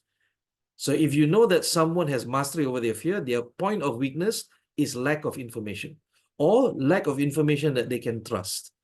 Okay, so that's their kryptonite, their weakness. There are people who have mastery over their joy. Okay, I suspect you know people like this. These people be alone in the office. They will kacau people. When they got nothing to do, will disturb other people. Say, hey, what are you doing? Free ah? Come kita borak sekejap. They are so joy-oriented that they look for fun in anything that they do. It's people like this who have the opinion, work must be fun. Otherwise, no point working. Better not work if you're not having fun. So they look for excitement and energy in anything that they do. And because of that, they also spread it to other people. Even people who don't want it, they will be infectious to spread it to other people. When they are not able to do that, one of their weaknesses is they manufacture joy. Okay? These people will play pranks on other people. They will make fun of other people because they cannot get joy. They cannot experience joy. They extract joy by doing it to other people. They are very joy oriented, but when they cannot get joy, they will play pranks on other people. They make fun of other people just so they can experience that joy. They become joy junkies. They're addicted to joy. How many people have met someone like this? Type in ME into the chat. Farouk, can you describe that person in the chat, please? Hello. Yes, Farouk. Okay. So I I I work in a studio environment when I was working last time before I did language. Mhm. So the people over there, some of them are they're very capable. So they tend to finish their work quickly. But then after that, they start when they get bored, then they start going around disturbing other people. But then I realized you can kind of redirect that energy and ask them to help you instead. Okay, Because that's a good one. yeah, That's a good yeah. one. So like yeah, you can ask them to help you instead, and then they find enjoyment in things. From what I can discern, they find enjoyment from like learning things. So that's Mhm. why they're very capable after that, because they're just learning is an enjoyable thing for them. Yeah. Not bad. You are a master in psychometrics here because you have been able to identify, okay, these people, if I don't redirect their energy will burn me. So the idea is you've made use of understanding, okay, this person macam ni, I need to give them something to do with their strengths, right? So each and every one of these emotional themes is considered a strength. So people who can master their fear, their strength is the ability to master fear. However, the downside is they are not able to master joy. If you master fear too much, you might not be able to know how to enjoy yourself. People who master joy, on the other hand, sometimes they don't know how to manage their fear. Okay, they panic easily. So the idea is, but the best part is they don't need information to survive. Yeah, if you've noticed, a lot of people who master joy, they can start anytime. They don't need information to start work. In fact, they start work before they get information because they're so excited. Their philosophy is tak apa, start dulu, adjust kemudian. Yeah, people who are fear oriented, they say no, no, no, wait for all the information to come in, then we start. So emotions in strength, not emotions of weakness. If you have mastered your fear, then you create very mature responses when you're interacting with people. If you mastered your joy, you know when to manage that. But if you are weak, you start playing pranks on people. If you're weak mastering fear, you start panicking easily. Yeah. Emotions in shadow is the opposite. Okay, so if you're weak, that means your emotions are in shadow. They create uncontrolled reactions. What's the difference between react and respond? React is an automatic reflex. Yeah, you don't even think. You don't even have time to think. You suddenly just react. A response means that you're going through the brain, you're going through the mind, and you go, let me think about this first. Okay, let me choose how to respond. Some people, they have mastered anger. And when I say anger, I don't want you to misunderstand. It's not marah, it's not angry. Anger is the ability to speak confidently, speak powerfully with assertiveness. Like angry, oh, that means you're taking out, you're biting someone's head off. Not like that. If you have ever met a boss who says, hey, get this done for me, I need this report by 5 o'clock. Is that angry? That's not angry, but that's using anger energy, the ability to use that anger to get someone to do something for you, to give instructions, to give commands. When you give commands without using the anger energy, it doesn't sound serious, it doesn't sound urgent. Some people, they have mastery over their grief. And the way I grew up, um, uh, I experienced quite a lot of grief in my life, with family, with family passing away, with not being able to get the job I wanted, from falling in love and falling out of love. So a lot of grief happened to me, which helped me to understand how to manage it. Okay, so there are some people on this planet, when something happens, God forbid, a family member passes away, and they're very sad. They're sad and they cry and they cry and they cry in the morning. And then in the afternoon, they're okay, right? They have managed to come back and they say, I really miss him. Lah. Yeah, it's so sad that he's passed away so suddenly. They can talk logically. They are now back to equilibrium because they can manage their grief well. Okay, they can cry. They know how to cry. They know it's part and parcel. It has to be done. But these people don't know how to manage their anger. So now you start to see a relationship. As I explained to you, my lover is quite strong, which is from Carl Jung's model, but I had to learn how to be warrior. So for me, Nazrin, my anger was not developed. My ability to master my anger was not developed. I did not know how to be angry at people. I was only angry at myself. What does that look like? I'm angry at this guy, but I keep it inside and I just burn, burn, burn, burn. I feel the burn, but I don't express that anger. Sometimes I explode. People who master anger don't explode. It is only people who cannot master their anger, they explode, and then they have to apologize. Oh, I'm sorry, I didn't mean to say that. So if you look at the word mastery, mastery means the ability to use that emotion positively. So people who lose control of their anger, that means mastery. Anger is not within their mastery. They don't have to control it, right? But people who can give you direct instruction, I need you to get this done, 5 o'clock. All right? Can I trust you? Okay, please continue.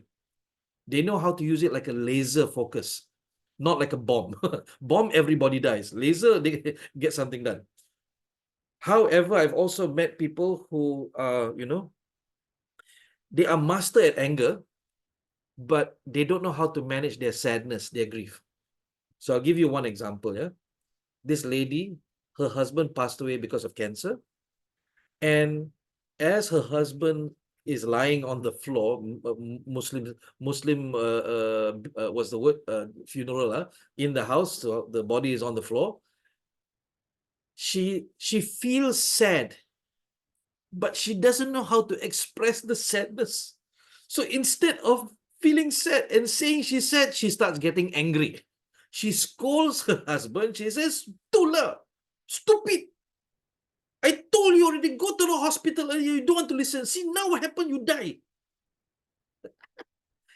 She wants to express her grief, but she doesn't know how to. So she accidentally expresses it through the emotion that she is expert at, which is anger. How many people have seen this happen before with their friends or family? Give me a yes or give me a no. Tell me, have you seen? Edward says yes. Yep. So there's not, please don't blame them. They just don't know how to express their emotions. Farooq says yes, Shukri says yes. And I'm going to say something. And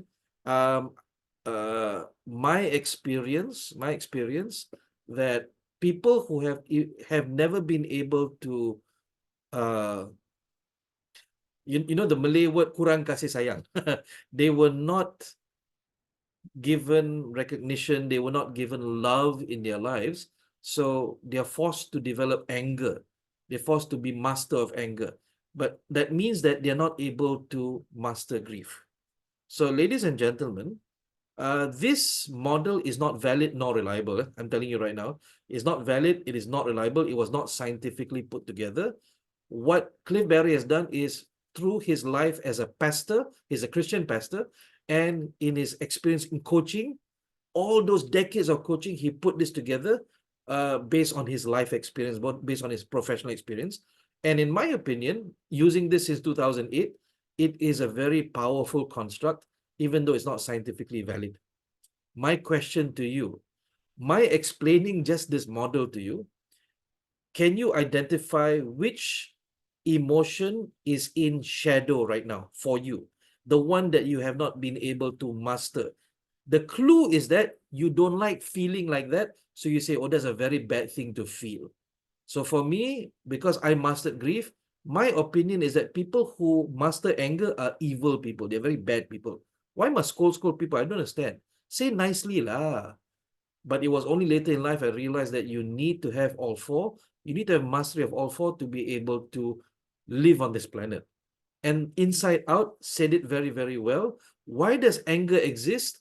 To defend yourself, to be the warrior that defends you from the injustice of other people. You know, when the government does something bad to you, you will go to the streets because you're angry, right? When somebody does something bad to you, you will scold them back because you're angry, right? So anger has a purpose. It is meant to stand up for yourself, for you to fight injustice. So now I'm going to ask you, and only if you want to, tell me which emotion do you believe you need to develop mastery for. I had to develop mastery over anger because I used to keep my anger in and I blow up sometimes and I would cry through my anger. So I've managed to develop that over the last few years, Alhamdulillah. Not 100%, but getting there.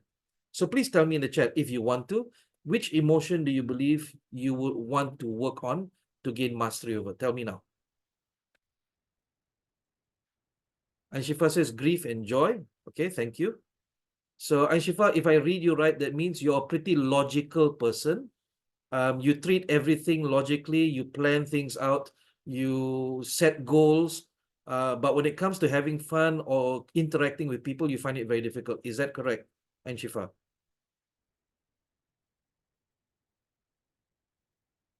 Okay. So I'm not reading you, yeah? I'm reading your answer. That's pretty much it. So if you say that you want to not develop, don't misunderstand, not develop grief or joy, develop mastery over it so that you can feel safe enjoying yourself in front of other people. You can feel safe showing sadness in front of other people. Yeah, it is not developing those emotions, it's developing mastery. Notice I didn't use the word control. Not control of the control means you cover, you don't let it happen. No, mastery means you allow it to happen in a safe space and you don't go overboard. Okay, thank you. Farini says anger, thank you. Izati says fear. I don't know if this is correct, but maybe Izati, you are someone who's very happy-go-lucky. You like to do things differently. You like to eat a different restaurant every day. Is that accurate? Is that close, Izati? What do you think? Okay, again, I'm not reading you guys. I don't even see your faces. All I'm reading is the responses you're giving me. There's a lot of people who say fear, which means you guys are pretty happy-go-lucky, lah. Thank you very much. Okay. So what Cliff Barry says is that we must work on these emotions. We must reclaim our shadow. What's the word reclaim mean? We have been pushed this shadow away for so long. I don't like you. Please stay away from me. For me, it was anger. I pushed away my anger so far away, I didn't know how to be angry anymore. Right? So it was in my teenage years. My parents got divorced. My grandfather, my beloved grandfather, passed away, and then another beloved grandfather passed away, and my mother took us. We moved house around, so I didn't get to see my father. So as a young child, as a teenager, I did not know how to express that. I feel that this is unjust for me, right? As a child of product of divorce, I feel like this is not my fault, but if I speak up, nanti kena marah. And nanti I'm rude to my parents. I want to say to you, why do you people do this to me? Yeah, but I couldn't. So I clammed up, and that covered me through school, through university, all the way to work. So now you know that some people, they carry these traumas into workplace and they can't do their work well. So when employers say, how come these people not critical thinking, not creative thinking? Well, it's not because they're not well trained. In university, they were trained, but the problem was they carry a lot of baggage as well.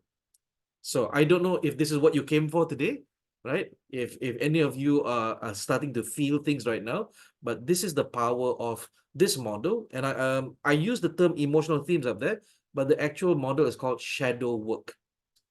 Start being comfortable with that emotion that you want to master. Don't push it away anymore. Don't say, oh, this emotion is a bad emotion. I don't like it. Start to reclaim and say, come back, be part of me again. I want to accept you. I want to learn from you. I want to learn how to be friends with you. Be friends with this emotion. So since 2008, how many years is that? It's been quite a few decades. I have learned to be friends with anger. I've learned that anger is not my enemy. It is one of my protectors. It can help me do this. So how you feel, but first we go back to flow profiler. Are you aware of how you feel? Sometimes the emotion is so strong. And I have, it's interesting, in Malaysia, when I do mental health programs, I ask this question to my participants. How do you feel? Don't know. Sometimes the word comes up, good, I feel good. I don't feel so good. What does that mean? We as Malaysians, we grew up without having vocabulary of emotion. We don't know when we're feeling sad or feeling anxiety or feeling stress. We don't have. We don't know. Because we didn't grow up like that. We were not educated that way. Okay. So the question is, do you know how you feel? Step one, even if you don't go for a training course, sit down, talk to yourself, and try and identify what is this feeling? What is this feeling? Is this a positive? Do I like this feeling? Do I like this? Why don't I like this feeling? You talk to yourself about it. So Izati says how to be friends with fear emotion. Ask, sit down, and talk to your magician. So don't worry, this is not spiritual or religious or things like that. Ask yourself, okay, inside of me, there is a part of me that Carl Jung calls the magician. And the magician is the master of fear. I would like to ask this magician, why don't I like you? And sometimes the magician will answer, well, once upon a time, you fell down into a drain, you were chased by a dog, and what happened was you blame yourself for it. So you decided somewhere as a young child, you never want to feel scared again. You never want to feel scared again. You don't like it. So instead of feeling scared, every time a scary situation comes, you start laughing instead. People who's here have said that I want to master my fear. Has this already happened to you? When you are stressed out, when you are under pressure, instead of feeling fear, you start laughing, or you start making jokes, or you start finding things to do. Yes or no? Instead of facing the problem, you start trying to enjoy yourself. Yes or no? Nobody's answering, so I'm going to leave it at that. Okay, so when I get scared, I smile. So what you're doing is you're keeping the emotion at bay. You don't want to feel emotion, so you cover with a smile. And sometimes people misunderstand you.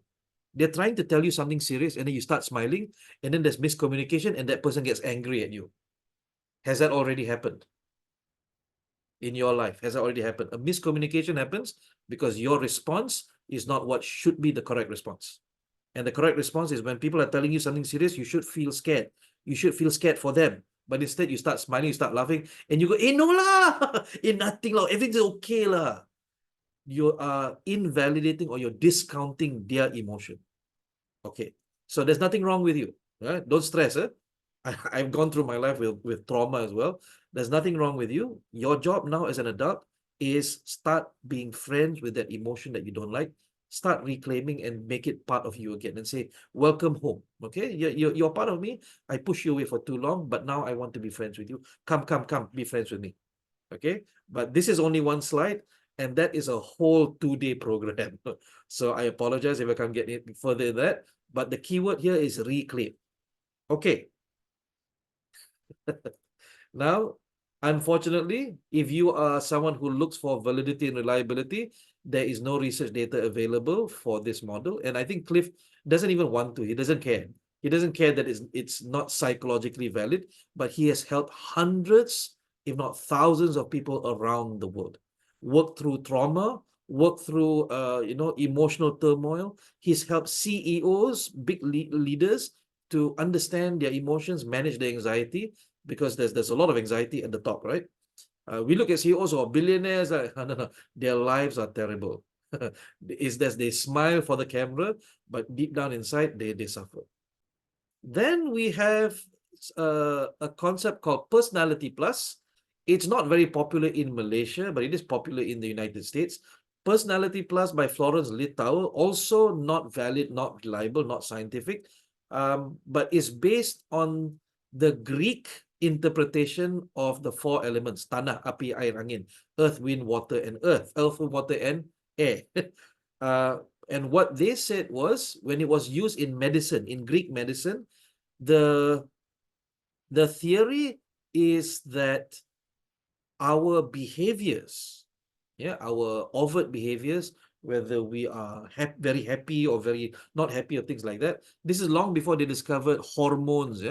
We now understand it's hormones that do it, but back then the theory was that there are 4 liquids, 4 humors, 4 fluids in our body, that the balance of each will determine how we behave. So these are called humors, not humor like joke. These are called humors. Humor means a temperament, a state. So the humor is determined by how much of these fluids we have.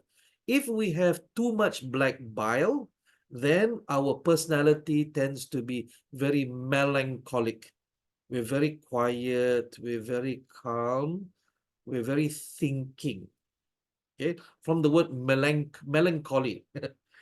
And then a lot of thinking, just deep thinking, deep thoughts, very meditation. If our body has a lot of yellow bile, okay, that makes us very choleric, from the word cholera.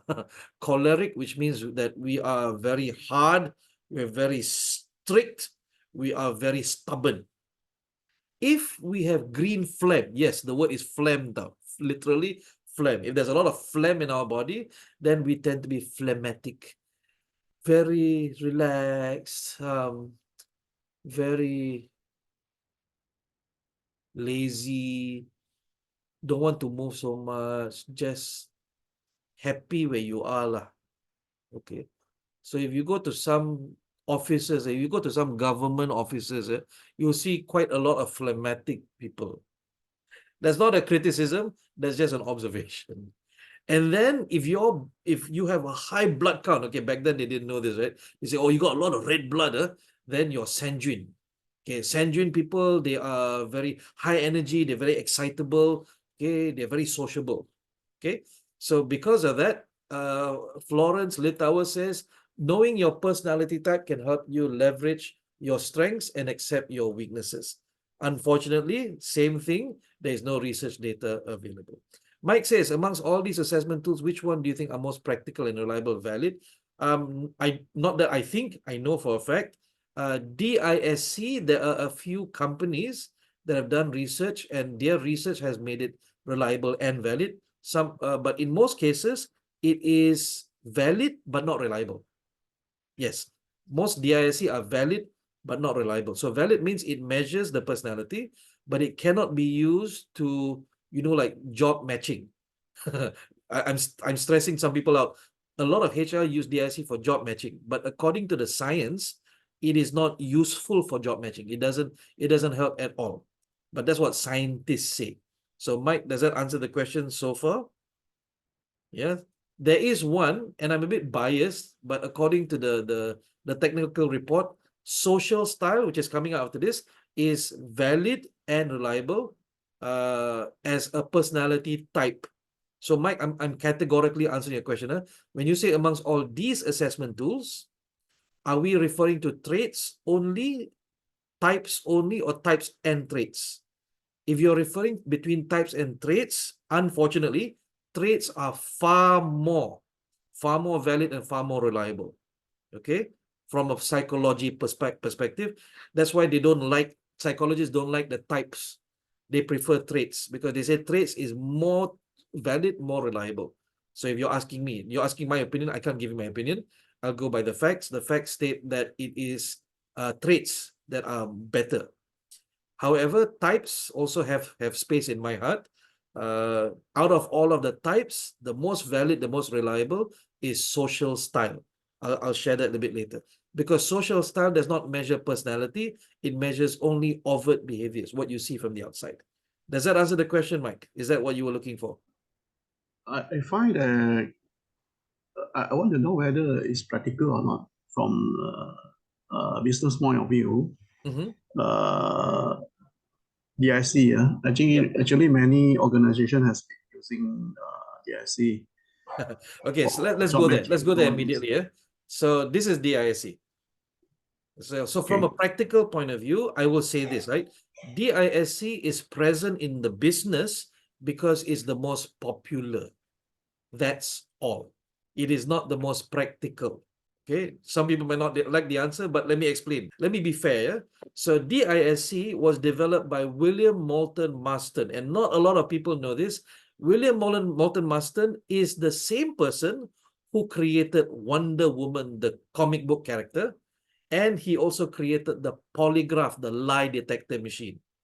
Right? So not only did he create DISC, he created these two as well. And there is a link. There is a link between Wonder Woman and the polygraph machine. Anybody who knows Wonder Woman knows that she has a lasso of truth. And anybody she lassos, anybody she ties up with the lasso is forced to tell the truth. And that's where the link is with the polygraph machine, is a lie detector machine. So William Often Marston was a psychologist in 1928, if I remember, if I don't get my history wrong. 1928, he published, oh yeah, it's on the slides, I forgot. He published this book called Emotions of Normal People. And he proposed the concept of DISC as, people having 4 personality types. Yeah, 4 personality types. Where did he get this idea? He got this idea the same place that Carl Jung got it, from the 4 Greek classical elements of earth, wind, fire, and water. Okay, so now, fast forward several decades, right? DISC was developed by different companies, different researchers, and it is now used widely by HR for recruitment and job profile analysis. So even though I gave you that answer, I now have to admit I am myself DISC certified. And last year, I think last year or last 2 years, I did a job for a local government organization. They were doing their succession planning. And their succession planning required them to profile the job, not profile the people, though, profile the job itself. What do you need for this job? Do you need dominance? Do you need compliance? Do you need steadiness? Do you need influencing? What do you need? So we had to create a profile for the job. So for example, CEO of a resort. So this is a company, this is a government company that has several sub organizations under it. Some of them were a building organization, building management organization. Some of them was a resort, literally a hotel resort on an island. So both of them had CEOs at the top of the organizations. We had to profile the CEO for the building management company and the CEO for the hotel resort company. And when we did profiling, we profiled the current CEOs or the successful CEOs, because we wanted to copy and paste that to future CEOs. So the building management CEO actually needed high D and high C, high dominance and high compliance in their personality. So if we do that, then we lock down the job profile requires someone with high D and high C. So when we're looking for candidates, anyone with high S, high I automatically reject because the profile says must have high D, high C. Okay, but for the CEO of the resort, he or she, sorry, I apologize. He or she, they must have high influencing and high dominating. High influencing and high dominating. Why? Because steadiness, not so necessary. Influencing means they must be able to interact with the staff and the guests. But they must be dominating because hospitality or hotelier is a service industry and they must be strict with their staff. Compliance is about following rules. Dominating is about making sure you control the behaviors of the people under you. So when we did the job profile for that CEO, we discovered that this person needs to be high D, high I. Okay. That being said, in most of the research that's available out there, when they do research on DISC, they found that it has high reliability. Oh, I apologize. I balik tadi. High reliability, low validity. Okay, so it's useful, but from a scientific point of view, it doesn't measure what it's supposed to measure. Okay, so that being said, let's take a look at a sample report. And of course, the sample report I'm going to show you is mine. So I'm certified by this company called Thomas International, which does a lot of personality profiling. So PP stands for personality profiling. PPA stands for personality profiling analysis. And then there's the word profile there. So this is my profile done in 2021. Anybody who's attended my classes before will probably agree that I'm quite low on D. And what is D? Anger. My warrior is low, but I'm very high on my I, which is influencing. I'm low on my S, I'm low on my C, which is, remember, my flow profiler said that my regard for others is low, which means I don't care for other people. I like people to look at me. That's why I became a trainer. I like people to pay attention to me. So my I is very, very high. Here's the thing that kills me. Muhammad Nazrin dislikes routine. That's why I'm a trainer. Every day I go train other companies. I get to eat different places. Yesterday I got to eat at a hotel. Today I get at a restaurant. I love this work. So because of my high I, if I get stuck in an office, I die very fast. Okay. However, Muhammad Nazrin is a good persuader and lobbyer. I will be able to persuade you. If you don't like, also I can make you like it. Yeah, and I've realized that about myself. That's the good part. The not so good part, I have to be very careful of this low D, low S, low C. Okay, so this is a self-image. This is how I see myself. Let's take a look at my work mask. This is a second graph where DISC says my work mask is when I am working, my I goes up even further. I need people to pay me compliments. My D goes down even further. I actually become very subservient to bosses. What boss say, I will do. My S also low. My C goes even further down. I become low compliance. Right? That's worse stuff. So that means you give me a job, I will not wait for you to finish the instruction. I terus pergi buat. Now, this is a snapshot. When I see this, I understand. This is my current state. So when something happens, I need to manage myself so this doesn't accidentally take over. So I am be able to behave appropriately to the situation. But guys, if I live on an island alone, I don't interact with other people, no problem. This work mask, I don't need to change. It's because of appropriateness to the situation, appropriateness to the job that I need to modify my behavior. Now, when I'm under pressure, my behavior changes. My C goes up. I become a bit more controlling. My D goes up. My I actually drops. Yeah, I'm not so sociable anymore.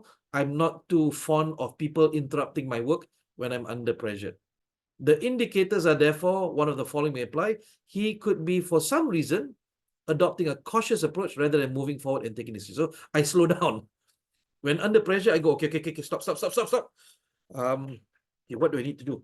I cannot just keep going like this. I need to slow down. Okay, so I become very, very cautious. If I know this, under pressure, padahal I need to respond fast. If I accidentally do this, for example, again, God forbid the building is on fire. According to this, when I'm under pressure, I stop and I freeze. I don't know what to do. Okay, so that's pretty much it. Now, for those of you who have never seen this, the three, which is the let me show you the self-image, which is graph 3, the work mask, which is graph 1, and the behavior under pressure, which is graph 2. How many people who you've worked with DISC, but you've never seen this before?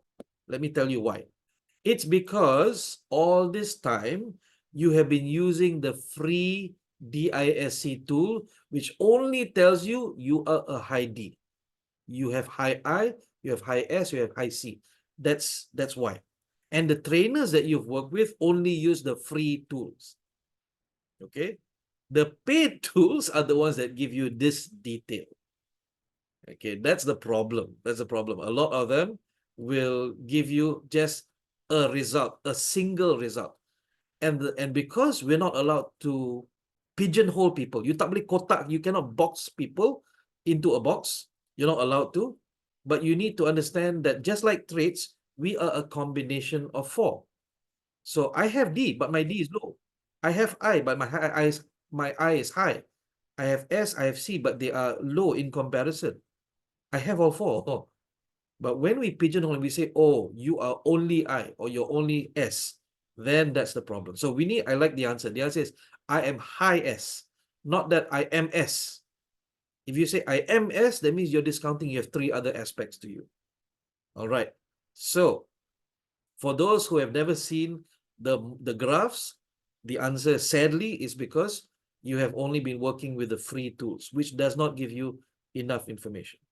Let me introduce you to a concept called 4 tendencies by Gretchen Rubin. Gretchen Rubin is, as far as I know, she's not an academician. She's a researcher, she's a writer, and she came up with this model all on her own. Her test does not give you a full result as well. It'll just give you are upholder, this is what you do, this is what you need to work on. She published the book called The Four Tendencies, and became very, very famous. She has a website which I've put into the resources page. You can take that test yourself. She says that there are four tendencies within each of us. And as you can tell, you notice I've mapped all of the four quadrants together. So you can see, upholder is dominating, is anger, is warrior, because they are all based on the same four quadrant, four element model. So it's quite easy to map them. But the definitions for each ones are slightly different between the models.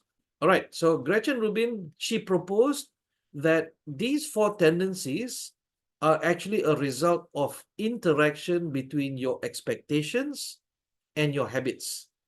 Interesting, yeah? So the DISC says that it is interaction of the four elements inside yourself. Carl Jung says that it is your shadow. Which ones have you not reclaimed that creates your personality? So each and every one of these people or researchers, they have a different explanation. They have a different explanation for why these personalities come into being. Gretchen Rubin says we come into being of these because of our expectations in our habits. Some people or some types meet their internal expectation. They set goal for themselves. They want to lose weight. They meet that expectation. Other people need externally a boss or a friend to monitor them. Then they can meet expectations. So some people, for example, right, their internal expectation is, I want to write a book. I need to lose weight. Wish I could spend less. That's what they want. An external expectation is, I have a deadline to meet. Someone gave a deadline to them. You're going to make me late. Hey, please, you because of you, I'm not going to be able to make it on time. Or you say, you never said that. Okay, it is other people's expectations on you. So an upholder, okay, listen very carefully. Listen very carefully. An upholder is someone who can set goals for themselves and can follow goals other people set for them. So they can meet internal expectations and they can also meet external expectations. They can work with both. The questioner is someone who can set goals for themselves. They will meet their own expectations, but when someone gives them a task to do, they will not be able to meet it as well. They will ask a lot of questions. Why does this task need to be done? Why must be 5 o'clock? I don't see the necessity for this. How many people have met people like this? Instead of taking the task from the boss, they will question the boss first. Why, boss? What's so important? Why is it so urgent? Why must do now? So Gretchen Rubin gives the name of this temperament, this tendency, as questioner. Tell me in the chat, have you met someone like this? It could be a child. It could be your husband, your wife. It could be anybody in your life.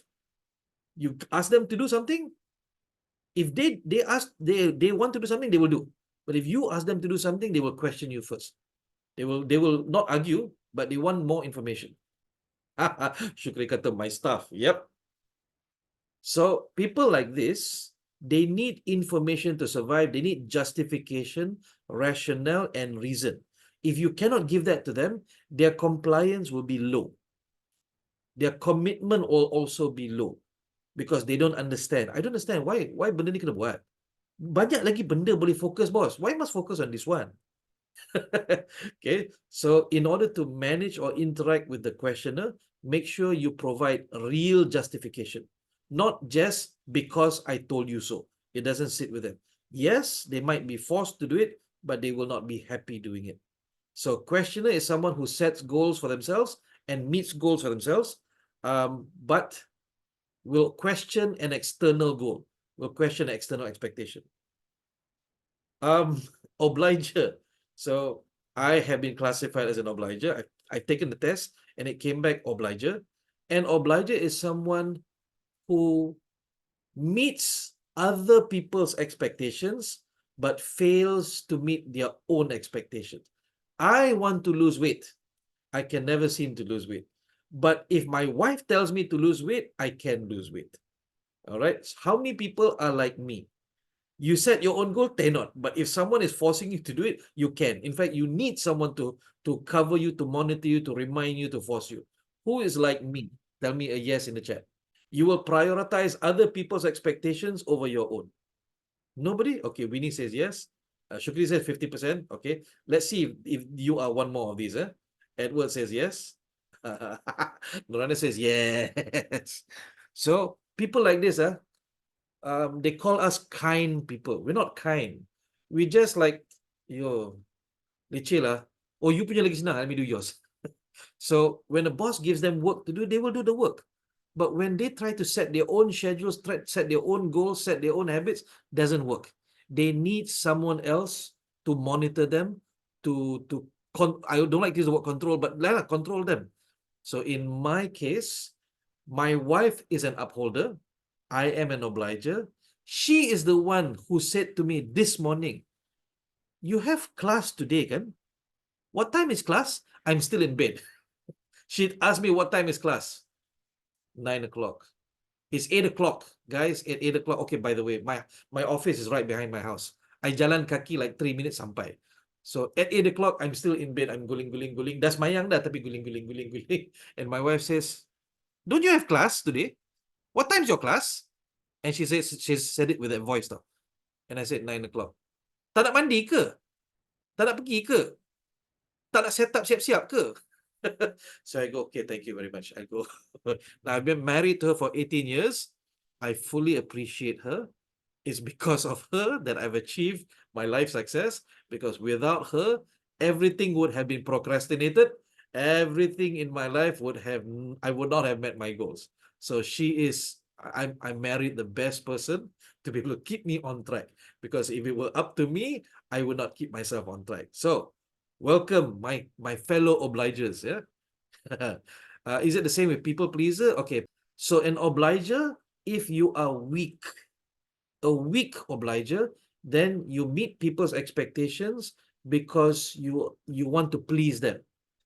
You want to think of it this way. If you are a strong obliger, you are able to say no. If you are a weak obliger, you are not able to say no. And for a long time, I was a weak obliger. But joining this company called Accenture is a very upholder company. Accenture is a very, very upholder company. Everything must deadline, everything must deliverable, everything must be goal setting, everything must be monitored, tracked, what's the word, milestone, everything is like that, project management. So I learned, and that's how I got to develop my warrior. I got to develop my anger.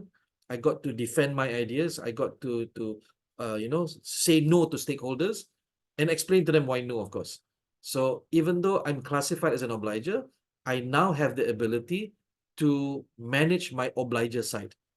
Okay, so as a strong obliger, you are able to explain to people why you can't do the job. You're able to not meet the expectation and meet your own expectation. A true people pleaser, kalau macam tu, will be a weak obliger. Yeah, can never say no. The last one is a rebel. The rebel is someone who sets goals for themselves, cannot achieve. Other people set goals for themselves, also cannot achieve. They will fight their own goals. They will fight other people's goals as well. So rebel is usually classified as someone who is happy-go-lucky, does not like to manage time, does not like to be on time, will make decisions on the spot. Today, want to do, and then suddenly don't lah. Go to mama, order teh tarik, mama walks away, mama, stop, tukar, kopi. They make decisions fast, U-turn decision also very fast. How many people know someone like this? Okay, and if you're willing to admit, type in me. If you know someone like this, type in yes. Oh, okay, Shukri mengaku. Because Shukri was saying 50-50 just now. He's like, I'm a little bit here, a little there. Now you know you're probably a rebel. Now, I also need to share, right? This, because Rubin put this together on her own, it's not scientifically valid or reliable. So just treat this as an interesting model to have. Okay. Now we have a question up there that I saw. Mike, I didn't ignore the question. I just waited for this. You mentioned you have done DIC for many corporate companies. Over the period of time, did you manage to help the companies to get the right talents for the vacancies using DIC profiling? So the answer is yes, but we explain to them that DISC has limitations. Okay, you also need to help use it as a guide. But when you interview, you do your candidate interviews, that guide only serves to confirm whether this person is not right for the job. Okay, so if you say this person very high S, very high I, padahal they need high D and C, and this job needs high D and C. And when you interview them, you don't see their ability to at least show some D. Okay, they don't have the ability to at least pretend to be D pun cannot. Okay, so then you know, okay, this person is not good, not good for the role. But if they come in, they have high S, high I, but and there's an interview method, there's questions to ask. What if you were in this situation, how would you respond? And if they respond in a D manner or a C manner, and they say things like, I'm actually not too fond of doing this, lah. But if it comes to that, by hook or by crook, I will have to be tough. I'll have to be tough on the employee. I will not enjoy it, but I will be tough on the employee. So we teach our clients that as a baseline, okay, the profile, not the person profile, the job profile. Okay, as a baseline, use a baseline, but also you must have the interviews must be run to deep dive what the profile does not tell you. I'm going to pause right now and say, guys, all of these reports is just data. It doesn't tell you the real person. You still need to interview, you still need to talk to them, because as powerful as our science is, it cannot capture everything about the human psyche. Okay, so Mike, is that the answer you're looking for? The answer is yes. I've helped, but also to explain to clients that there are two parts to it. There's the logical part, there's the emotional part. When you interview candidates, when you want to develop people, you must have both. Assessments only do half the job. I dare say even less than half. So if you are HR, okay, yes, use assessments, but have people. You must have the people aspect, the interactions to confirm, okay, this assessment is correct, or this assessment did not capture everything. So last but not least, Gretchen says that depending on your type, your productivity style determines how you behave, your habits. So my productivity style is, for those of you who know me, I plan to have 4 of these NTW sessions, 2 last week and 2 this week. I was supposed to be done. And then some participants say, Nazrin, do you also do this topic or this topic or this topic? And I say, yes, I do. And they ask, will you be doing that topic in the NTW? And I said, I'm not sure. That night, I suddenly got inspiration and I go, okay, I got 6 topics I want to do. Next, in July, I'll do 2. In August, I'll do 4. You know what happened? I went onto Facebook, I went into the WhatsApp group, I announced it. I don't have the outline, I don't have the slides for these topics. I just announced it. When I announce, what happens? Now I have expectations from the outside. If I don't announce and I just say, maybe I'll think about it what to do, I will never do it. So as an obliger, I say to people I will do, now I malu. If I don't do, I'll be embarrassed. So I must do. So those 6 topics coming in July and August, I will definitely do. There's no way around it. I already told you. And now, if for those who did not come the last class, I'm telling you now, I'm doing 6 more topics.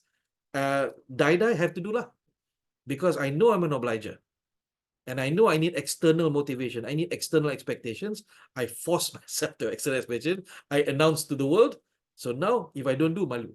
All right, ladies and gentlemen, let's move on to social style. So my chronological order for my life, social style was actually the very first certification I took. This was the certification that Accenture sent me to America for 2 weeks. 2 weeks of just brainwashing of social style, which is why I'm a bit biased lah. Out of all of the models, I love the social style the most. So social style is in the modern one, the modern version of social style was developed originally by David Merrill and Roger Reed in the 1960s. They started the first research, and parallel to DISC, they didn't even refer to DISC, but they just did the research and they discovered that human beings have 4 behaviors. Now, if you understand what DISC is used for personal development. It measures the inside of your thoughts. Social style measures the outside behaviors. It measures how fast you speak, how slow you speak. It measures how far your hands are from your body when you talk, how close your hands are to your body when you talk. It measures how much you say in meetings, or how quiet or how less you say. It measures how much eye contact you make with people and how indirect eye contact you make with people. So, do you understand that they're not measuring anything inside the head? They're measuring only external behaviors, overt behaviors, not covert behaviors, but overt behaviors. Because social style is a behavioral psychology school of thought. Behavioral psychology says, since we cannot look inside people's brains, how are we going to get a valid and reliable measure? Impossible. So let's just look at the behaviors. So when they measured the behaviors, this was more developed by a company called TRACOM Group. This is the company that certified me. They use statistical analysis to observe and measure external behaviors of people. And then they collated all of that data and they put it together. They discovered that the behaviors clustered into 4 types: driving behavior, analytical behavior, amiable behavior, and expressive behavior. So driving behavior tends to be very fast and very task-oriented. Okay, people like this, they talk fast, they do work fast, they make decisions fast. But all of that is very serious, very formal, very work-oriented. People like this, you don't small talk with them. Yeah, if your boss is driving, you come in and say, "Boss, how are you? I haven't seen you for a long time. How was your holiday?" Boss say, "Holiday is okay. Where's my report?" They go straight to the point. Okay, so driving people, their behavior is that they don't like to chit chat. They don't like. They don't like. They don't like. What's the word I'm looking for? They do not like lack of clarity. They will always ask you yes or no, yes or no. Do you know? You don't know. If you know, you can say. What do you mean maybe? So driving people, they hate the word maybe. They hate the word I guess. I feel, boss. Apa feel? What do you know? So, so tell me, have you met people like this?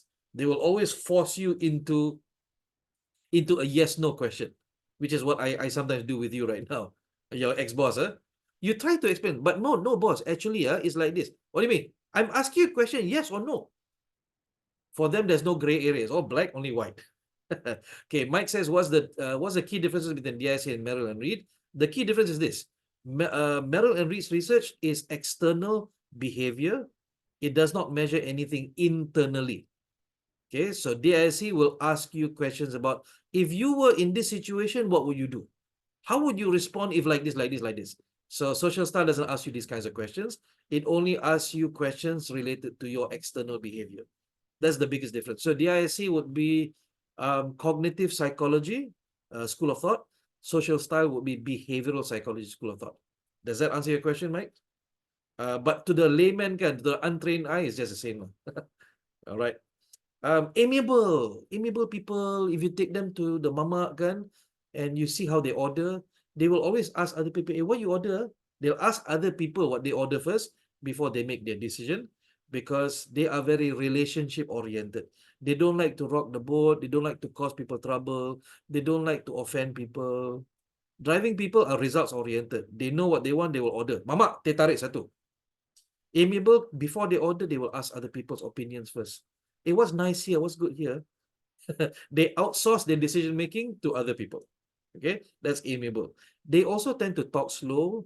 They talk less, and they're also very people oriented. And because they're people oriented, their decision making is based on other people's decision making. Analytical, these people also talk slow. They make decisions slow, but because they are above the line, not below the line, they're above the line next to driving, they are also task oriented. They are also serious. For them, it is important to have accuracy. They need facts, figures, data, information, accuracy. When you take, and confirm for me if this is true, when you go to the mama or you go to a restaurant with your friend who's analytical, and they have been to that restaurant many times before, many times, they will still insist to ask for the menu. Yes or no. And they will say to the mama, give me 5 minutes, you come back later, then order. But here's the thing, confirm for me if this is true, they will still order the same thing. that they've had every time they go there. Even though they ask for menu. Last order makanan sama dia makan hari-hari. Geram tak? And Shukri, you geram because you're probably expressive. You're the opposite type. You feel like, today we try something else. Like, why? Go try something else. What's wrong with you? Why you keep eating the same thing every time we come here? So as you can see, I explain DISC slightly differently. I'm explaining social style from a behavioral perspective, what we see of their behaviors. In fact, if you're not sure if your friend is analytical or not, when you go to mamak with them, their phone is on the table. While they don't notice, you just turn the phone off a bit of an angle, 45 degrees ke, 20 degrees ke, without them realizing it. They also subconsciously, while they're talking blah blah blah blah, they akan betulkan. They will straighten the phone back 90 degrees back to the side of the table. It will be 90 degrees sharp. Yeah, because their mind requires organization. Also, what happens is this guy was the word who you always require for menu kan. If you have a driving friend, come to the restaurant with them. In the end, the driving guy will order for this. Hey, teh tarik, mama, teh tarik for this guy. Kau ni every time kau datang kau ada teh tarik. Mama, teh tarik for him lah. Have you seen that happen already? The driving friend in the group orders for the analytical because they know. Don't waste time. I don't know your friends. I've never met your friends. I'm talking generally about these behaviors. So that means that around the world, these behaviors are consistent. And consistency of behavior can be measured, and the measurement can be valid and reliable. Okay. Mok says difficulty in choosing can be categorized as analytical. Not necessarily, but yes, analyticals tend to be indecisive. Why are they indecisive? Because they don't have the right amount of information. They're not satisfied with the right amount of information before they decide. Expressives make decisions very fast because they don't need information. They are impulsive decision makers. Amiables can be indecisive also, but they're indecisive because they're not sure whether their decision will cause trouble to other people. That's why. So both analytical and amiable can be deemed as indecisive, but amiables, they're indecisive for a different reason. They're indecisive because they don't want to hurt people's feelings. Analyticals are indecisive because they don't have enough information. Expressives, go mama, order teh tarik, sekali tukar halfway, because they like variety. They will, if they could, they go to a different restaurant every day. They will try different things every day. If they can, they will drive home a different way every day, if they can. Because they love variety, they love adventure, they love to try out new things. Okay. Now, some of you are thinking, as we go through the types, we did the 4 elements, we did the shadows, we did the DISC. Some of you are realizing, hey, traits also measure something similar. Yes, traits measures the stats, yeah. But as you can see, in types, we start to pigeonhole people. We say, oh, only this, cannot others. Social style in America compared to DISC in Asia. Asia loves DISC because it's the most popular one here. Social style is not, no one knows over here, but in Accenture, they are a consulting company. So in Accenture, when I joined Accenture in 2008, they were leaving DISC. They had stopped using DISC. They wanted to start using social style because DISC is used for personal development. They don't need it for personal development. They need it so that their people can interact better with clients, with stakeholders. They need people to be able to be more persuasive. So social style, we don't need to go inside people's heads. We don't even need to give them a test. All we need to do is use our eyes and ears. We identify how fast they're talking, how slow they're talking. We listen, do they like to talk about people or do they like to talk about work? We listen, we look at their facial expression. Is it controlled or is it very informal? So based on all of that data that goes into our eyes and ears, we can decide, okay, this person probably driving. Let's talk to him using driving language. So driving people don't like the word maybe. Do not use the word maybe. Use definitely, confirmed, for sure, sir. Do not use the word I think. Use the word I know. When you talk to them using their language, it is easier for them to understand you. It's easier for them to communicate and trust you. With an analytical, never say approximately. always go detailed. Never say 30%. Never say about 30%. Say 33%. You want them to trust you even more, you say 33.51%. When they see, wow, you're giving me accurate information, you are trustworthy. With amiables, avoid using driving language. Must, have to. Avoid those. They don't like that. Listen to how amiables speak and then use the same words that they use. What do amiables do? When they want to give a suggestion, they don't want to seem forceful. When they want to give advice, they don't want to seem like they are, controlling you. They will give you options. The language that they use is optional language. Maybe you can think about trying doing it this way. That's actually advice, but they want to make it easy for you to accept. So they use a lot of soft words. Maybe trying it, not you must do it this way, right? So interesting. This is different, not personalities, different behaviors. The reason I explain this to you first is because I don't want you to misunderstand me. Number one, I admit this is my favorite one. Is because the first one I was trained in is the one that's I'm trained in most. Okay, so I studied this in 2008, 31st August 2008. Merdeka Day, I was in St. Charles in Chicago at the time for 2 weeks. I love this the most because technically I practice it the most lah. I have more hours with this one. So when I say that this has high reliability and validity, it's not me saying it. There's a technical report in the Google Drive resources. Go read that. So even though I'm biased towards it, but at the same time, ada evidence lah. All right. We're closing in to the end of today's session. One of the latest ones I have been certified in is something called Colored Brain. So Colored Brain is by a researcher named Arthur Karmatzi. Arthur Karmatzi he's American, but he lives in Bali. Yeah, so he's married to a local, he lives in Bali. And we have several representatives for Colored Brain in Malaysia. Famous amongst them, Johan Kamrozaman. I think Johan Irwan Kamrozaman is his name. Go check him out. There is also Lily Lau, my teacher. So Arthur taught Lily. Lily taught me. She certified me. And Arthur's model is based on neurological research. So psychology has 4 schools of thought. There is now a 5th school of thought, which is neuropsychology. We are now looking into the brain, looking at the brain structure, looking at endocrinology, hormones, the study of hormones, to understand why people behave the way they behave, by understanding what is called their unique genetic brain processing. The basic statement is this: you and I were born with different brains. And because our brain structure is different, and because our brains process neurotransmitters differently, okay, therefore, our thinking, how we process information is different. Okay, we are born into one brain color, so that is nature. But as we grow through our life, we learn to adapt. We created an adaptive brain color. I'll give the example like this. You're born with a hardware. You're born with hardware, and that's how your brain thinks. But as you interact with the world, your brain starts creating software that can also do something that you were not born with.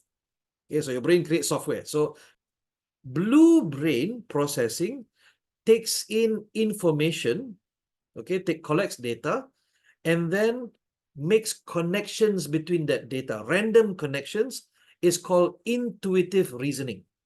Okay, intuitive reasoning. I can make a connection between things that are not connected. I can find patterns. So blue brain people, okay, they have good, strong pattern recognition. They can see patterns between, in the stock market. They can see this thing happening. I can see there's a relationship here. They can see patterns in puzzles. So they can do puzzles quite well. So it's called relational processing.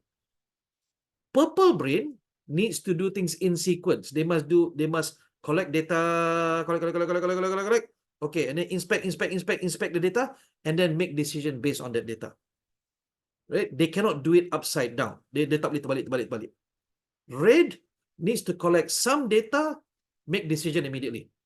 Collect some more data, make decision immediately. Collect some more data, make decision immediately. Okay? So purple brain is linear processing, if you're writing this down. Red brain is direct processing. I think that there's a direct processing. If I'm remembering it wrong, I will correct myself in the WhatsApp group. Green brain is random processing, chaotic processing.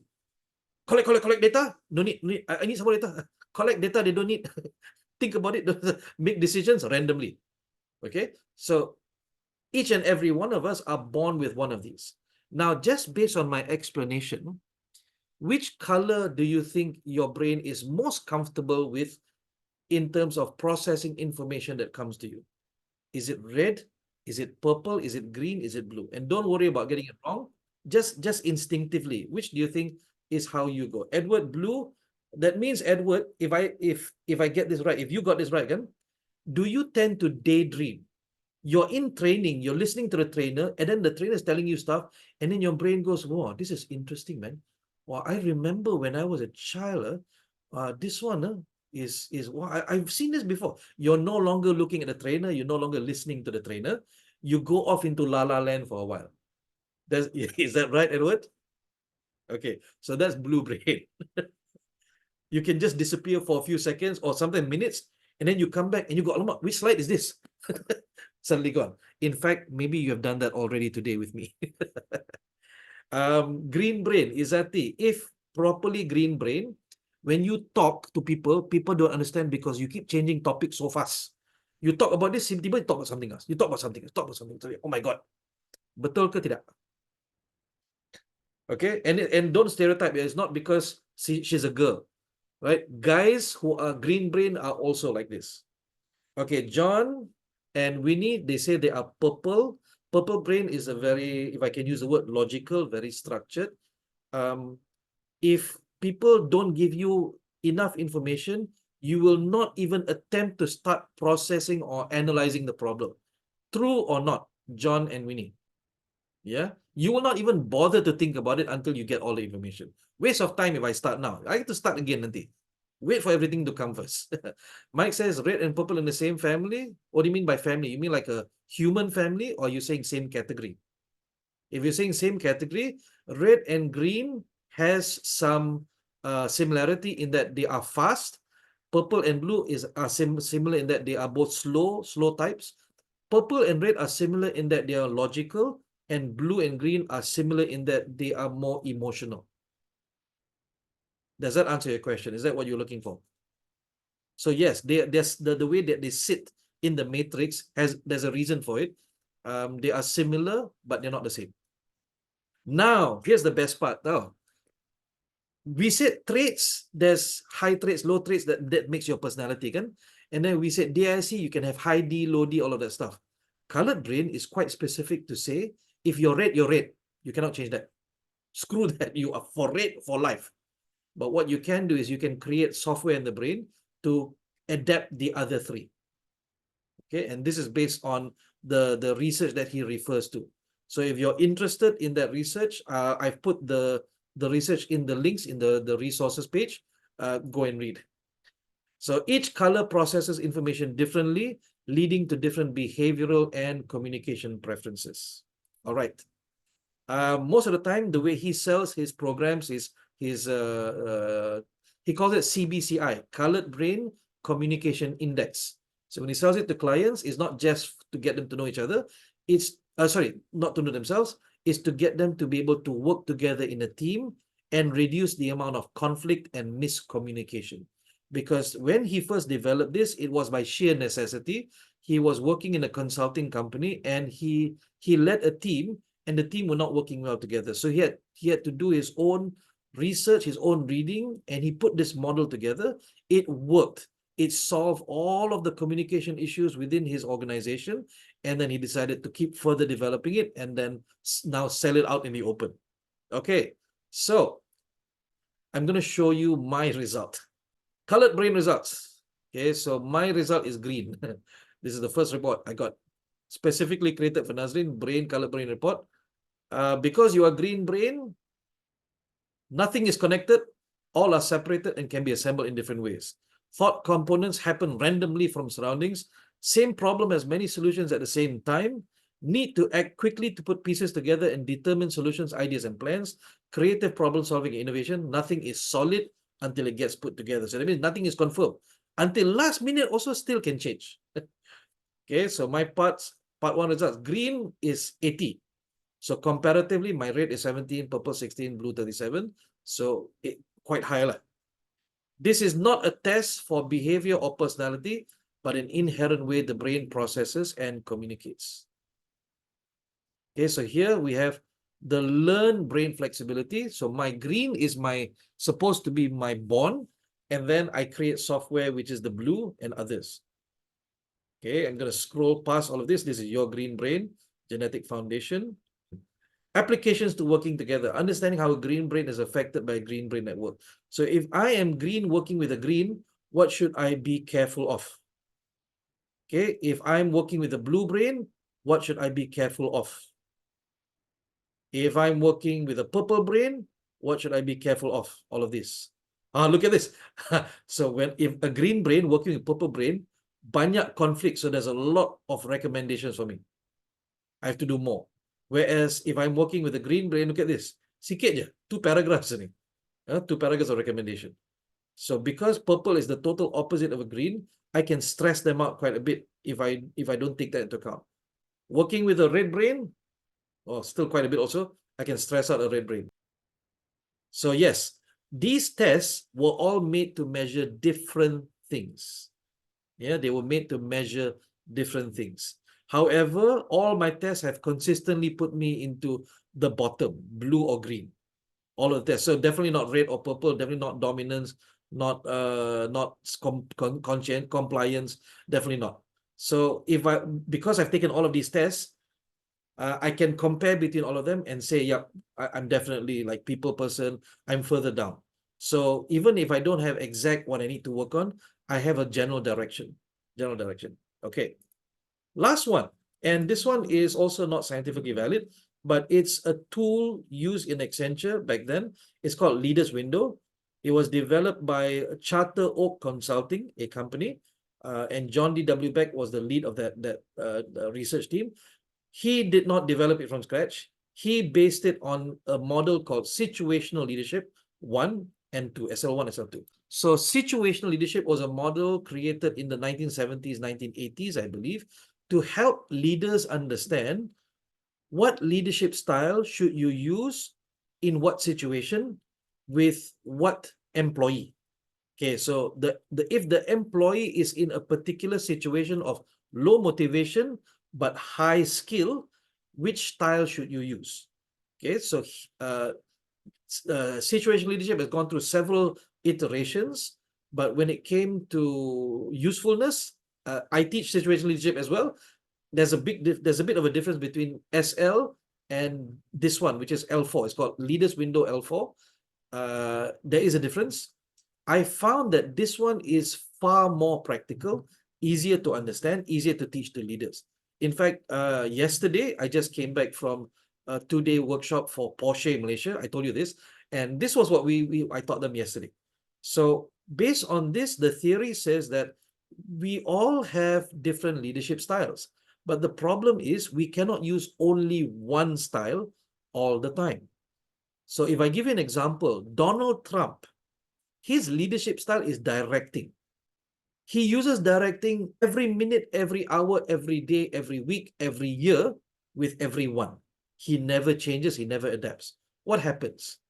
There will be people who decide to leave his company because they cannot tahan that kind of leadership style. So when you become leader, you need to be able to master all 4. And John Beck says that the best way to use all of them at the same time is called an empowerment cycle. You direct your staff, that means you give them enough information, you give them a deadline, you tell them what their expectations are, what the KPI is, and then you delegate. You let them do the work. Jangan kacau dia. If they don't do it correctly, then you need to develop them. You need to sit down and coach them. If they still cannot do, then you need to mentor them. You need to give them the solution, help them, teach them, and then give them another chance.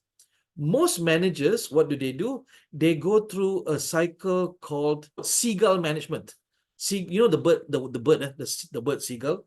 And I apologize, this is what was taught to me. Seagull management is the manager directs and delegates, and then directs again.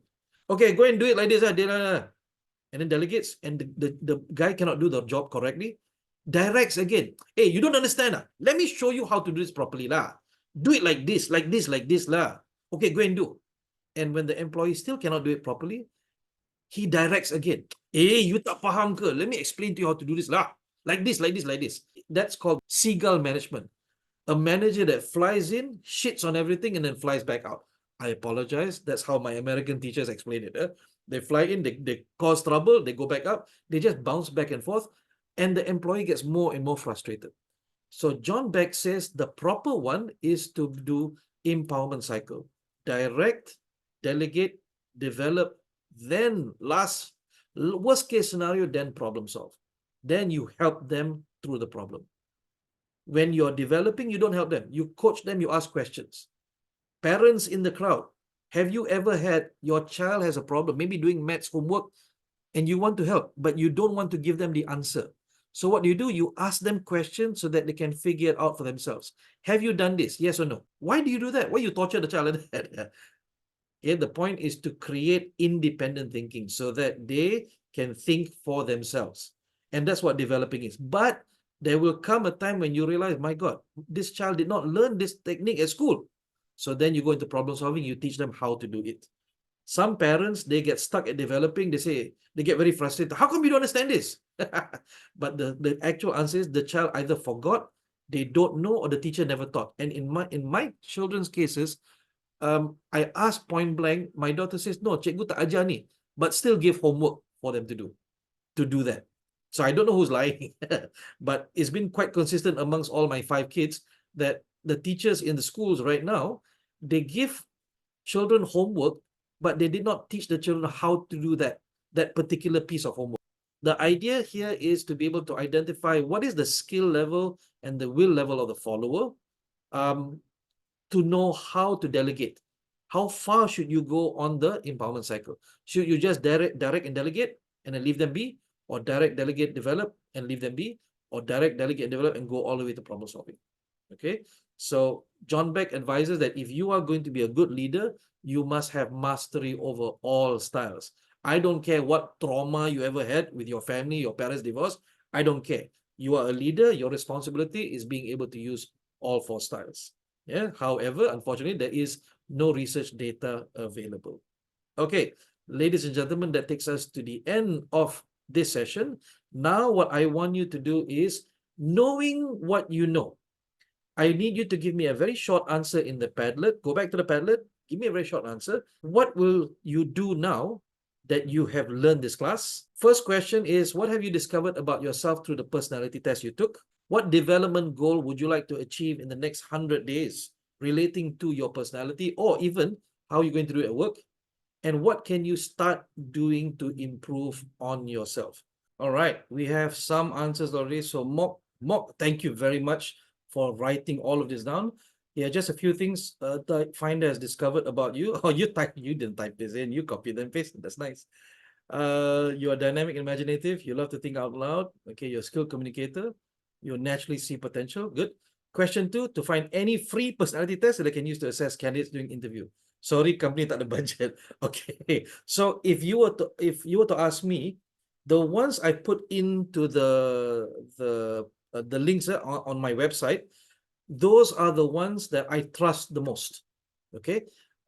They might not give you enough information, but the true-witty ones, those are good. You can use those definitely. Question 3, to be more relaxed, don't get stressed on things beyond my control. Thank you. Well done. Thank you very much, everyone. So before we go, there is one last thing for us to do, right? And that is to confirm your attendance, which means that you have to do the post-test. So before we go there, let me just conclude very quickly. What is this about? To use the personality assessments in the workplace, I need you to really remember this. Number one, please consider the result as snapshots. They are not predictors. Number two, use the results as a discussion starter for self-awareness and motivation to improve.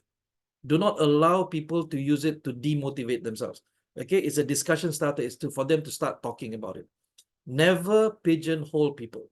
Never, never, never, never. Okay, and always apply results in terms of appropriateness to environment and never in isolation. So that being said, ladies and gentlemen, thank you very much for your participation. There's only one last thing for you to do. All you have to do is click on the link in the WhatsApp, in the website, answer the post test, and you will be marked as completed.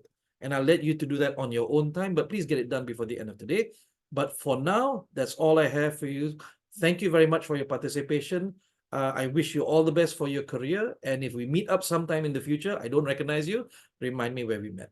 Thank you very much, everyone. Have a good rest of the day. For those seeing me in the afternoon, see you later. Bye-bye, everyone, and Assalamualaikum warahmatullahi wabarakatuh.